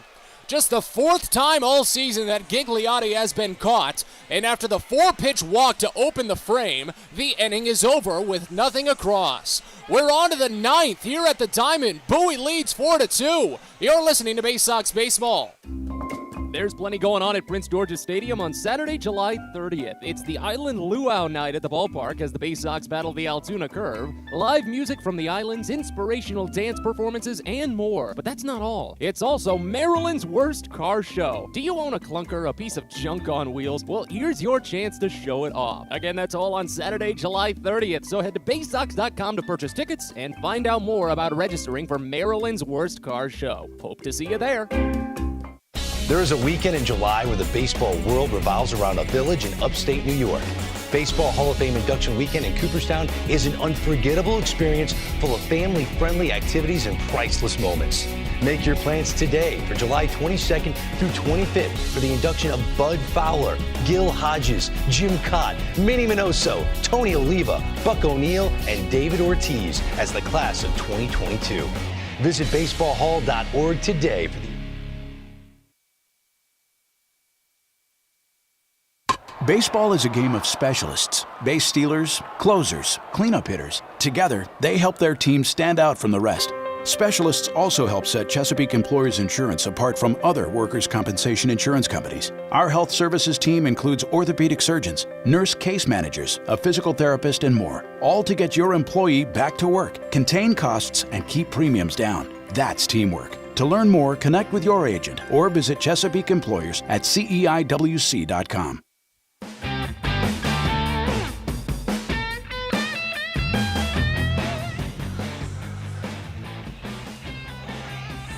We're on to the 9th inning here at the Diamond in Richmond as the Bowie Baysox lead 4-2. Richmond will send one more pitcher onto the mound. It's their fourth dip into the bullpen this evening as Cole Waits takes over to face off against 2, 3, and 4 in the Bowie lineup. Colton Cowser, Cesar Prieto, and Joey Ortiz set to bat as Clay Helvey calls it a day. Scoreless eighth inning for the right-hander Helvey. He didn't allow a hit, walked one batter, and struck out one. That's all it was. As Waits takes over to face off against Cowser, an interesting day for Cowser. He scored 2 runs, but is 0 for 2. A walk and a hit by pitch. First pitch in, and the left-hander flinches on a breaking ball low. They'll appeal on it. Third base umpire says he didn't go, and the count starts out at 1-0. As Waits takes over, 6'2", 200-pound, 26-year-old right-hander, or check that, 6'3", 180-pound, 24-year-old right-hander from Lawrenceville, Georgia, fires the 1-0, misses down, and the count goes to 2-0. I was looking at Ryan Walker below him. Waits was an 18th round pick in the 2019 draft for San Francisco. And on the season, he's made 10 appearances, gone 1-2, with a 3 even ERA for the Squirrels. Next pitch misses high to Cowser, and the count already at 3-0. 12 innings for Waits, 19 strikeouts against just 9 walks. He's not allowed a home run. 3-0. Fastball away and ball 4. Cowser had hesitated tossing the bat, wanted to make sure that the call actually fully came through before taking his base. Multi-walk game for Colton Cowser. First walk, of course, given up by Cole Waits, but the 6th walk drawn by Baysox batters today. That's been a key part of this game. Colton Cowser walked in the 3rd and scored. Actually, that's been about it. Never mind. Here's Cesar Prieto. First pitch misses up and away, and the count starts out at 1-0. And Shane Fontana walked in the 1st. He got caught stealing. In the 6th, J.D. Mundy walked, but he was left stranded. And in the 8th, Mundy walked again, but he was forced out on a fielder's choice.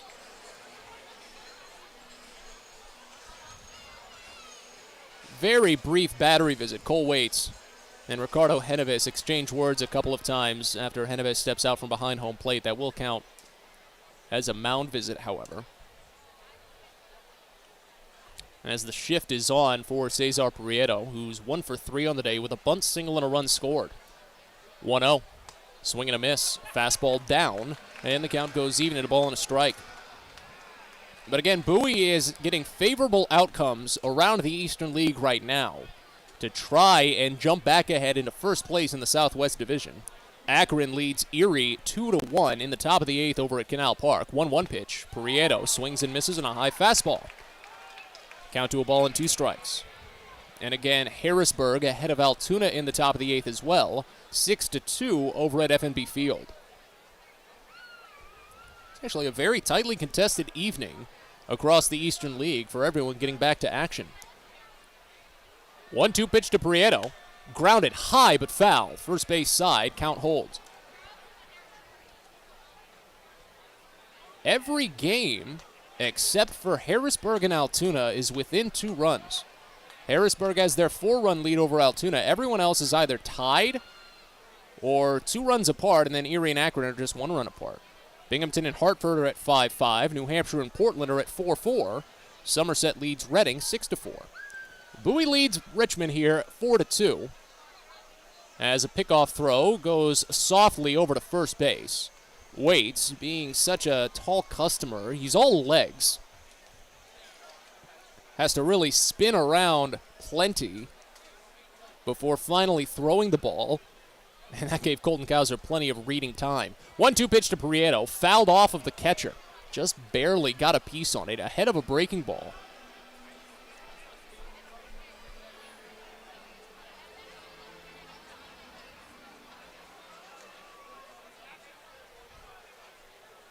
As the count remains at a ball and 2 strikes.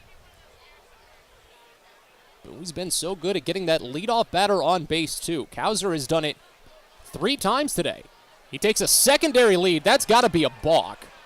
As Waits tried to at least stop midway through his delivery to get Cowser on the secondary lead and then realized he had to throw the pitch or he'd be called for a balk and then just threw it basically to the backstop.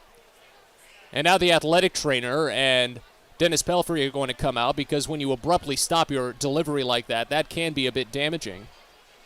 But I think they are going to call a balk on that. So the count will remain at 1-2, and Kauser will be awarded second base. But they're just going to go check on Cole Waits. Nobody warming in the bullpen. Yeah, Waits realized that Kauser was taking that big secondary lead.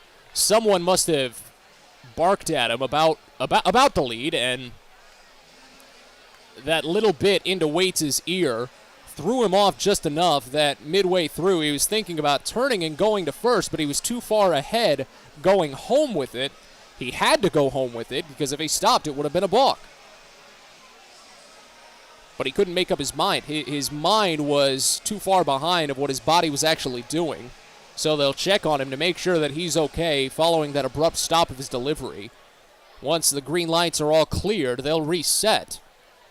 And the count will remain at 1-2 strikes on Prieto. That is the third balk in this game. 2 for Bowie, 1 for Richmond. Now the 1-2 pitch to Prieto misses high, and the count goes even at 2. So you talk about clearing the rust off.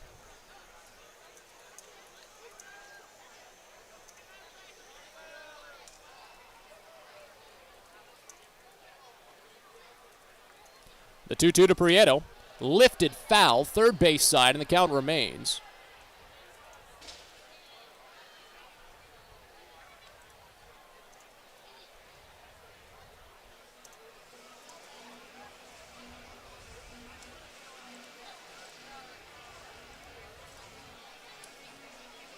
Kauser has an easy lead off of second base, being held on by the shortstop.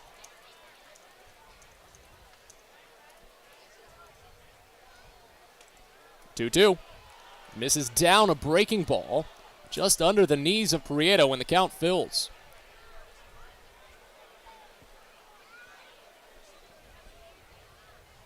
But now with the runner at second, the shift can play a little bit more routine. For Prieto, not as much of a gap on the right side. Kauser takes off, and a fastball in on the hands is fouled off of Prieto. 95, way too far inside. That might have hit Prieto's hand. It did. But since he swung at it, it's just a foul ball, and he won't be awarded first base. The athletic trainer, Lindsey Birchfield, is going to come out and test Prieto's right hand. Kyle Moore's down as well. First base coach Tim DeJohn was coming down to just check on it, but he's headed back to first base. I think the ball might have bounced up a little bit and hit Prieto around the forehead too. They were checking his eyebrow area. But he gets the all clear. What a lengthy plate appearance this has been.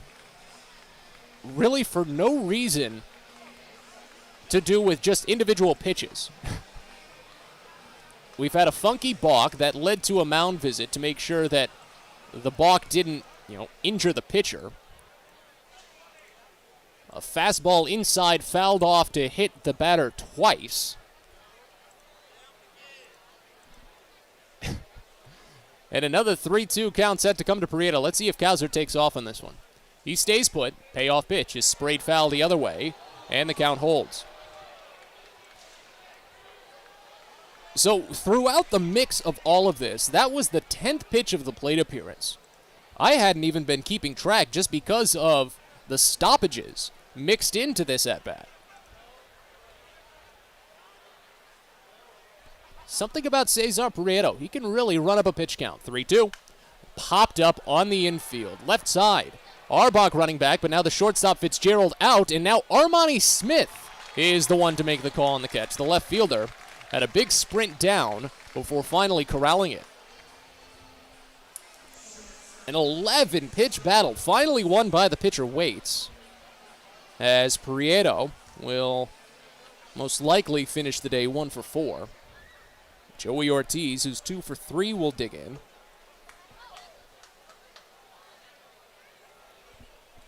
Runner still at second and only 1 out. As Waits sends home the first, and Ortiz watches curveball. Called for strike on the inside edge. It's 0-1. Ortiz struck out swinging on a 1-2 offering back in the 7th inning, after Bowie had put runners at second and third. Unfortunately, Shane Fontana singled both of them in to break the 2-2 tie. 0-1 pitch is swung on and missed again. High fastball, and it's 0-2. Ortiz has been a great early hitter this season. One of those numbers I like to bring up from time to time, the one I keep track of, that how a batter does in the first 6 innings, and then after the 6th inning, so 7th and later. 0-2 pitch. Ortiz grounds it to third and taken on the low bounce by Brett Arbach. He charges from the infield grass and rips it to first base just in time. 5-3 put out on a tough play, and there's 2 gone. To finish the note, Ortiz is hitting under 190 after the 6th inning of this season, but well above 250 in the first 6 innings this year.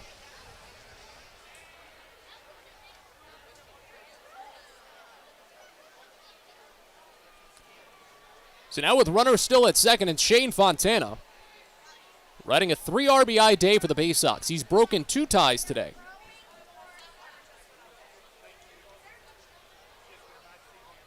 First pitch.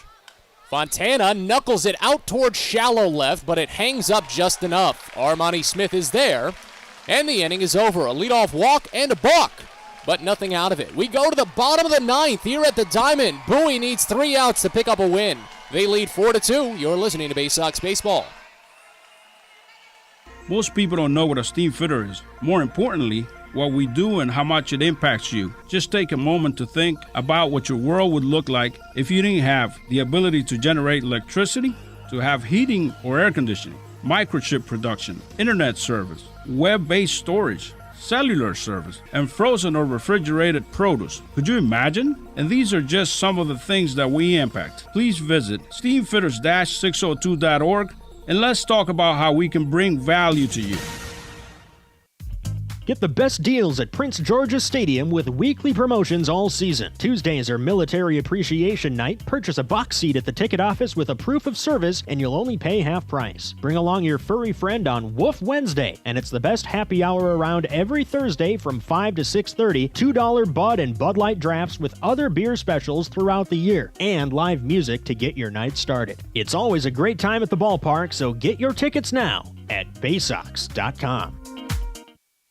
Sky Shooter Displays by ZY Pyrotechnics will be lighting up the sky with top-of-the-line fireworks shows following Baysox games all season long. We will give you the best bang for your buck. Sky Shooter Displays include traditional shows, true pyro musicals, custom choreographed plays, and much more. The night sky is truly limitless, so don't be shy. Give ZY a try. Find out more by calling us at 570-328-1361 or visit us online, zypyrotechnics.com.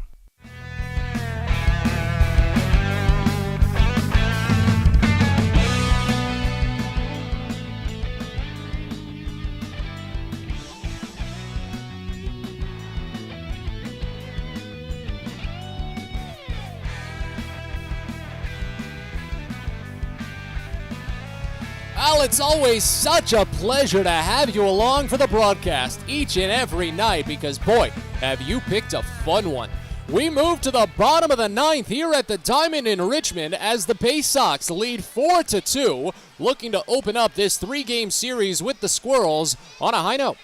Clayton McGinnis will take over for Bowie as Easton Lucas calls it a day.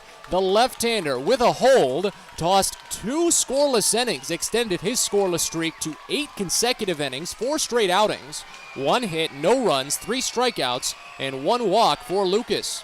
As McGinnis takes over, 6'1", 180-pound right-hander, non-drafted free agent, signed in 2019 from Wichita State. He'll face off against 4, 5, and 6 in the Richmond lineup, starting with Frankie Tostado. First pitch into the left-hander. It's called a strike. Fastball on the inside edge. It's 0-1. Tostado was at the plate when Michael Gigliotti was caught stealing to end the 8th inning. They've got a decent-sized shift on for the left-hander. The 0-1 pitch is grounded up the first base line. A slow roller picked by McGinnis, underhanded to the first baseman Mundy. It's in time.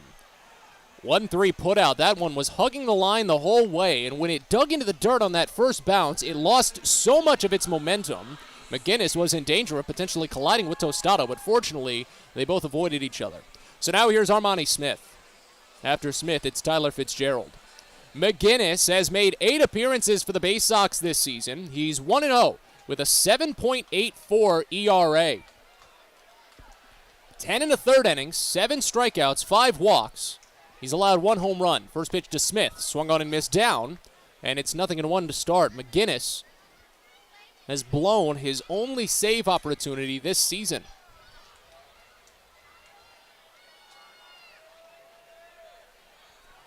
As the 0-1 comes in, and it's checked on, down and away, a breaking ball, runs the count even at a ball and a strike. But it wasn't recently. McGinnis has been pitching fine here in the second half. It's only his 3rd appearance in the second half, but he had 2 scoreless innings against Somerset 2 weeks ago. The 1-1 pitch. Fouled off right side, and the count goes to 1-2. That's what's been tough sometimes for the short relievers in the Bowie bullpen. The Clayton McGinnis, the Jake Prezinas, the Griffin McClartys of the world. That when they do come out, it's so spread out, so far apart. They don't necessarily get into too much of a rhythm. The 1-2 pitch. Sprayed foul again right side, count holds. But on the inverse of that, when they do come out, they're coming out with the full complement of rest and more energy in the tank than you could really ever bat an eye at. Bases empty, 1 away as Bowie leads 4-2 in the ninth. The 1-2 to Smith. Late swing, rolled slowly up the third base line, trickling foul, and picked up in foul territory by Cesar Prieto.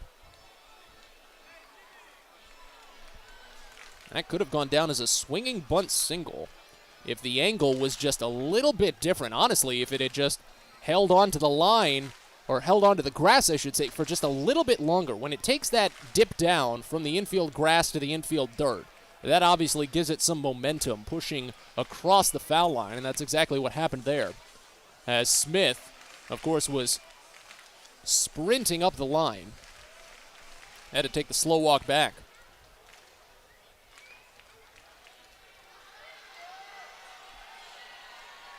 But now McGinnis, another chance for the punch-out. Bowie, as a staff, has 10 today. The 1-2 pitch. Fouled off right side. That one might get out of the ballpark, and the count stays at a ball and 2 strikes. McGinnis has not appeared against Richmond. He didn't appear at all in the previous series in late April at Prince George's Stadium. He's been pitching to a lot of contact lately as well. As the 1-2 comes in, and it's singled, bounced off of McGinnis in front of the mound, ran up on him by Hanley, and he tries to barehand but throws it away. Skips into right field on an error as Smith goes to second base. That'll be a single and a throwing error on Hanley. His 9th error of the season. McGinnis had thought that one had skipped by him slightly, but it hit off of his ankle and came to a stop in front of the mound, and he was twirling around trying to find it the entire time and just couldn't. Hanley saw it, of course, but as he went sprinting on it, he rushed the throw on a barehanded grab and threw it too high. Mundy didn't have a chance, and the throw would have been late anyway. So an infield single and an E2 allows Smith to get to scoring position, but for now, that's an irrelevant run. They're going to allow McGinnis some warm-up pitches after taking that comebacker off of his ankle. You want to make sure that there's no residual injury, that first shock of taking the comebacker hides. Pitching coach Josh Conway is still going to converse, but Kyle Moore, the manager, and the athletic trainer Lindsey Birchfield, they've both headed back to the dugout now. But Bowie's just going to use this opportunity and merge it into a mound visit. Because now you've got Tyler Fitzgerald, who's 0 for 3 on the day, but has the second most home runs on the team with 15, representing a tying run. And only 1 out here in the bottom of the 9th inning.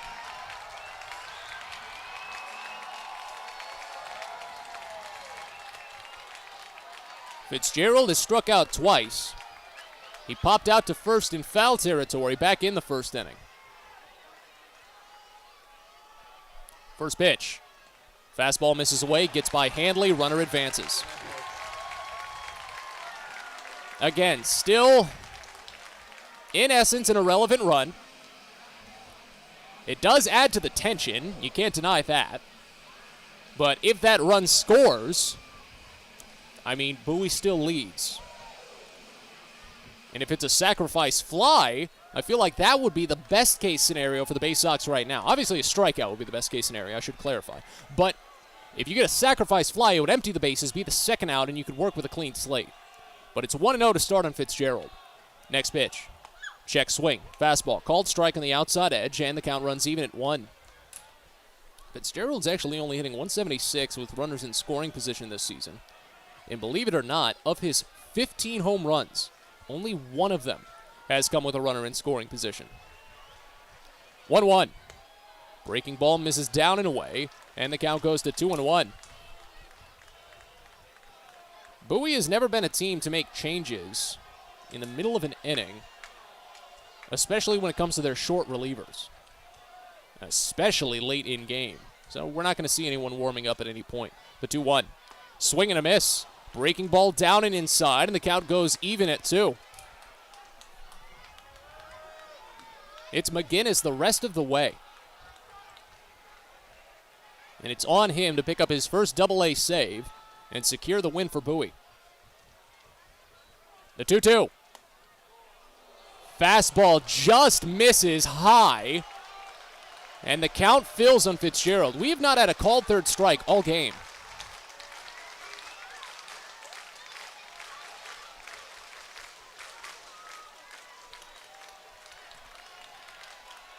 As McGinnis sets, wide gap up the middle. The 3-2 to Fitzgerald. Popped up. Shallow right field. It's Norby out, but now Watson in. Will this score the run? As Watson catches it, the runner held up. Throw a little bit up the third base line, but it still probably would have beaten Smith if it got in. Dennis Pelfrey holding up the stop sign with plenty of time to spare as Fitzgerald flies out to shallow right for the second out of the 9th inning.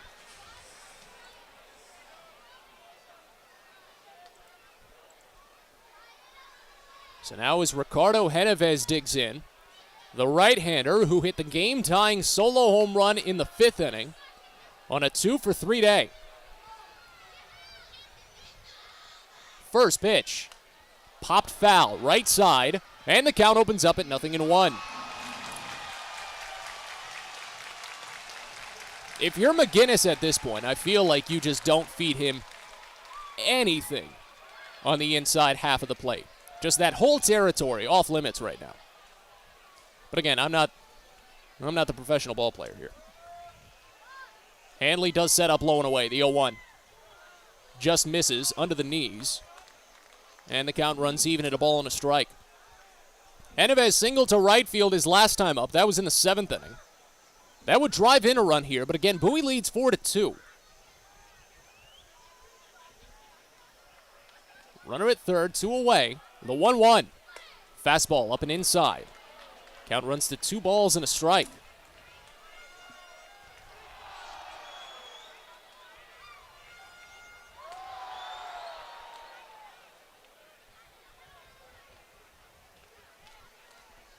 First base side of the rubber, McGinnis kicks and delivers. The 2-1, swung on and missed, down and away. And the count runs even at 2.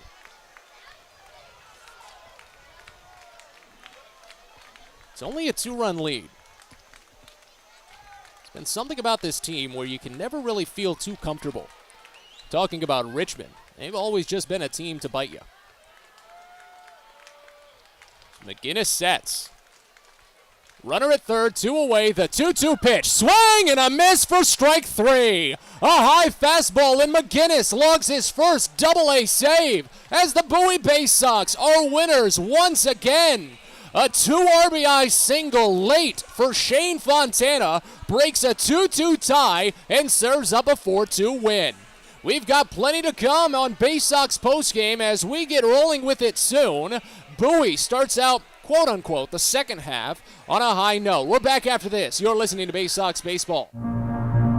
At DCA Imaging Systems, we provide a tenured team of office technology professionals ready to be your trusted advisors. From document creation, output devices, scanning and workflow, to document security and storage, we understand people print, not printers. Give DCA Imaging a call, 301-577-1021, or find out more about how we can help you. DCAimaging.com. DCA Imaging Systems, office technology made easy. It takes time to get rich, flavorful coffee beans from the lush mountain regions of Colombia and Brazil to Royal Farms. But less than a minute to get yourself a delicious hot cup of the finest and freshest coffee in the world. Because Royal Farms' new Swiss-made coffee machines grind those rich, flavorful coffee beans and brew them one magnificent cup at a time. It's why Royal Farms makes the freshest and best coffee in the world. Real fresh, real fast. Royal Farms. Fielder's Choice Flex Packs with the Bowie Baysox. The best value to see the best games at Prince George's Stadium. You could save up to 30% on your selected seat from day one and enjoy a number of exclusive member benefits, including flexible exchange options, discounts on suite rentals, special access to the Diamond View restaurant, and a free members collectible at your first home game of the year. Get your pack now by calling 301-464-4865 or heading online to baysox.com. At Luminous Health, we want you to feel your best. This summer, take the time to catch up on your annual health screenings. Visit us at our Anne Arundel Medical Center, Doctors Community Medical Center, or one of our primary care offices in your neighborhood. At Luminous Health, you are the MVP. Learn more at luminoushealth.org. It's now time for the Bowie Baysox post-game show. Let's head back to the ballpark with Matt Sabanas. Well, it was a tense one. Every game with Richmond has been tense this season as the Bowie Baysox come away with a win to open this three-game series at the Diamond, 4-2 over the Flying Squirrels. Matt Sabatas with you from the Diamond in Richmond. As we get rolling with Baysox postgame, we'll recap this game in depth, get you some highlights to catch you up on anything you might have missed, and then look around the Eastern League, see how this win might help Bowie in the Southwest Division standings for the second half. But first, we recap. So we go all the way back in time to the faraway land of 6:39 p.m. when first pitch came home from Matt Frisbee to Connor Norby. It was a strike, a foul ball to the left side, but Norby would eventually single on the next pitch to left field, and after two quick outs, Joey Ortiz would finally bring him in. 4 1/3. The 0-2 pitch to Ortiz. Late swing and a pitch out and away. Lifted out to shallow center. Gigliotti couldn't find it in the sun at first. Now he's sprinting back. He runs back and falls as it bounces off of his glove. Ortiz is around second, headed to third. Norby has already scored. And the Baysox lead 1-0 on a triple by Joey Ortiz. His fourth of the season. So that was a sun-aided triple, but a triple nonetheless, as Gigliotti just could not find it at first. The Baysox had the early advantage and turned things over to Brendan Hanafy. But after a walk and a single, Hanafy did have a strikeout going in his favor for 2 outs, but Armani Smith, he found a good pitch to hit on a 1-2 count and tied the game up. Hanafy sets out of the stretch, first base side, holds at the chin, drops to the chest, fires the 1-2, and it's bounced past the mound, up the middle, and through for a base hit. This will score the run as it's picked by Kauser and sent back to the infield. Matheny rounds third and comes home. It's a tie game at 1. Armani Smith picks up his 14th RBI of the season with a clutch 2-out, 2-strike single, and it's 1-1 here in the first. As the game moved into the second, both pitchers worked scoreless. Matt Frisbee for Richmond did give up a pair of 1-out singles, but stranded them both, and Brendan Hanafy tossed a perfect second to send the game into the third. That's when the Baysox got going again. A leadoff walk by Colton Kauser. Cesar Barreto was hit by a pitch, and Joey Ortiz singled to left field. Loaded the bases with nobody out, just enough for Shane Fontana. That could put a runner to third. First pitch. And he lifts it, shallow, out toward left. This isn't going to do it. Smith is going to range down, grab it, but Kauser's going to test the arm. The throw comes in, and it's late. A sacrifice fly as Kauser zips home to take the lead. It's 2-1 Bowie. That was a great run in by Colton Kauser, just deep enough to sprint home and give Bowie the advantage. And that was enough for Brendan Hanafy because he pitched a perfect bottom of the third before closing his day. Hanafy still working short outings on his return from Tommy John surgery. In the fourth inning, it was back to Frisbee, and he was back to work. 3 up, 3 down, 2 strikeouts in the bottom of the fourth. As Adam Stauffer took over, he matched it 3 up, 3 down, 2 strikeouts. In the 5th, Bowie did get 1 runner on base, ending Frisbee's day after 4 2/3 innings, but that runner was left stranded as the game moved into the bottom of the 5th. With Stauffer still on the mound, Ricardo Genovez had fallen behind 2 balls and a strike. Well, worked ahead, I should say. Stauffer fell behind 2 balls and a strike. Served up an easy one for Genovez to tie the game. Doesn't extend his leg too much, doesn't step back too far. The 2-1 pitch is a curveball smashed out to deep left field, and Fontana has no chance. A game-tying solo home run for Ricardo Genovez. Just left a changeup on the inside edge of the zone, but just over the plate enough for Genovez to smash it for his 3rd home run of the season. That's his 2nd home run against the Baysox as well, and it ties this game at 2. Something about Genovez. There's just been a handful of Richmond batters this season that have found some key success against Baysox pitching. But as the game was tied at 2, Stauffer was able to pitch cleanly from there and stranded a runner at second base in that 5th inning and sent the game into the 6th. Bowie got 2 base runners on, an error and a walk, but couldn't bring anyone home. In the bottom of the 6th, Stauffer closed out his day with a perfect frame, 3 up, 3 down, and a strikeout. In the 7th, Bowie got to work with some small ball. Colton Cowser was hit by a pitch against new pitcher Chris Wright. Cesar Prieto laid down a key bunt single, something he's been doing so well this season. Joey Ortiz, though, struck out swinging, but a wild pitch put both runners into scoring position. On what was a 2-2 game, Shane Fontana broke it open. Big opportunity for both sides. The 1-2, laced left field base hit. Split the gap and rolls to the left fielder Smith as 1 run scores. Prieto rounds 3rd and he'll score. A 2 RBI single for Shane Fontana, and the Baysox break ahead to a 4-2 lead. That was a big hit for Fontana, but Greg Cullen lined into a double play to end that inning, taking away the Baysox opportunity at any more offense. In the bottom of the 7th inning, it was on to Easton Lucas. He did give up a single and a balk, but stranded a runner at second base, and in the 8th, against new pitcher Clay Helvey, the Baysox were set down quietly, despite getting a walk and a couple of fielders' choices. In the bottom of the 8th, Michael Gigliotti led off on a 4-pitch walk against Easton Lucas, and it looked like Richmond might be able to get a rally going with the top of their order, but Maverick Handley quickly put a stop to that. At a 9:79 clip, runner goes, pitches down and away, and the throw to second is a bullet! Maverick Handley catches Michael Gigliotti to end the inning. Just the 4th time all season that Gigliotti has been caught, and after the 4-pitch walk to open the frame, the inning is over with nothing across. So Lucas finished with the hold on that one, and the game went to the 9th as Cole Waits would pitch a scoreless 9th inning for Richmond. In the bottom of the 9th, it would be Clayton McGinnis to try and do the same. He gave up a 1-out infield single to Armani Smith.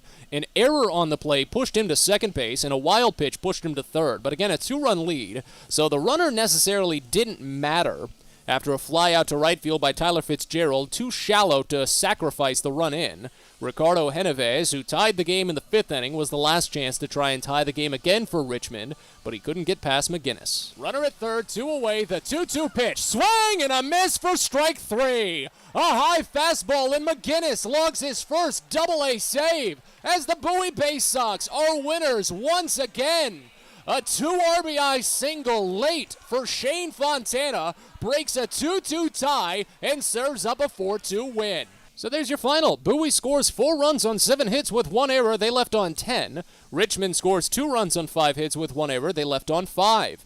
Adam Stauffer is the winning pitcher. He moves to 3-1 on the season, as Chris Wright is the losing pitcher. He falls to 2-1 on the year. Clayton McGinnis earns the save, his first at the Double-A level. Game was played in 2 hours and 55 minutes, my goodness, in front of a paid attendance at the Diamond of 6,110. With the win, Bowie moves to 39-48 on the season, a 1-game winning streak for the Baysox, as they're now 16-27 on the road.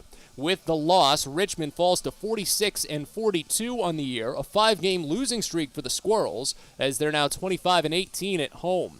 Bowie is now 12-6 in the second half. Richmond is now 6-13 in the second half. And a win like this will help Bowie's position in the standings. We'll give you an update on how the rest of the Eastern League looks, some finals that are just coming through, and a couple of games still in action, and how Bowie looks in the Southwest Division at the end of the night. More to come as Bowie bests Richmond 4-2. You're listening to Baysox Postgame. Everybody Everyone deserves a great smile, and Rad Orthodontics is here to help you, Bowie Baysox fans. Rad Orthodontics accepts most insurance, and whether it's braces or Invisalign aligners, anyone can get the smile they've always wanted with our flexible payment options. With two of the country's leading orthodontists right here in the DC area, we love to see Baysox fans smile with confidence. So get that amazing smile you deserve. Visit radsmile.com today and book your free consult. That's radsmile.com for Rad Orthodontics, official smile provider of the Bowie Baysox. Well, it's the most special day of the year at Prince George's Stadium, and it comes your way Friday, July 29th. It's the 23rd Navy Night, presented by Navy Federal Credit Union. Join the United States Naval Academy class of 2026 and take in the Baysox as they face off against the Altoona Curve. It all comes your way on Friday, July 29th, and first pitch is scheduled for 7:05 with some fantastic post-game fireworks. The 23rd Annual Navy Night at Prince George's Stadium. So get your tickets now at baysox.com. From sprains to stitches, sore throats to stomach aches, and pulled muscles to poison ivy, care is around the corner at Patient First. Walk in to see a doctor from 8 a.m. to 10 p.m. every day of the year. X-rays, lab tests, and prescription drugs are on site, and most major insurance plans are accepted. For routine illnesses and injuries, Patient First is here for you. Patient First, the name fits. Patient First, proud partner of the Bowie Baysox. Open 8 a.m. to 10 p.m. every day.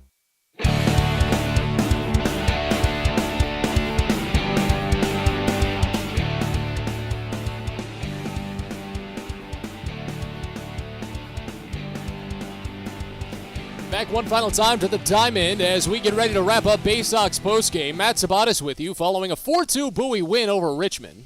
Let's go ahead and take this opportunity to look around the Eastern League, see how this win will help out Bowie in the standings. And right now, it's looking pretty good as...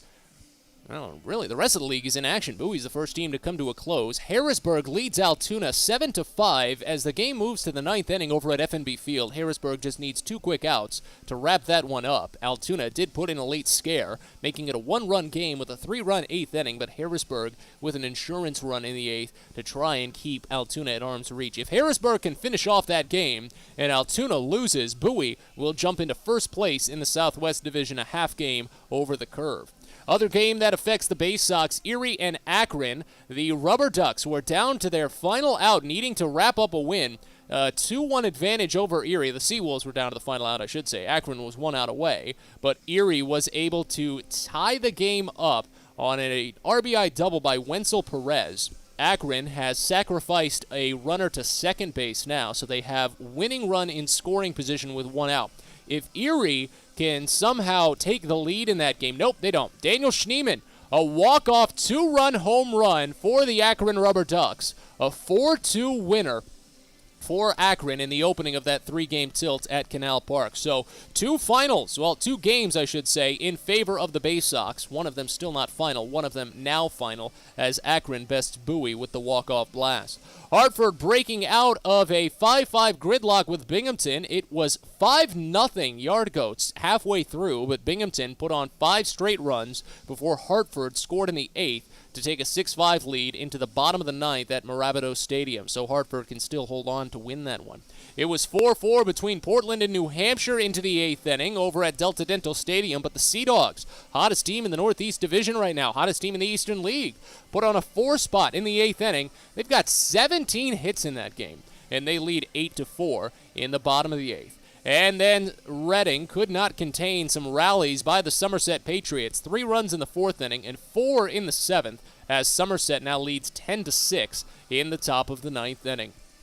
Around the Orioles organization, Fredericksburg and Delmarva have been going back and forth. Fredericksburg had the early 1-0 lead over Delmarva, but 4 consecutive runs by the Shorebirds, 2 in the 4th and then 1 in the 5th and 6th, gave them the 4-1 edge, but then they gave up a 4 spot in the 8th. That made it 5-4. Delmarva used a sacrifice fly to tie it in the bottom of the 8th. As the game moves to the 9th, it is still tied 5-5. Aberdeen, a 5-run 5th inning, is helping them cruise over Greenville at the moment, 9-2 in the bottom of the 9th.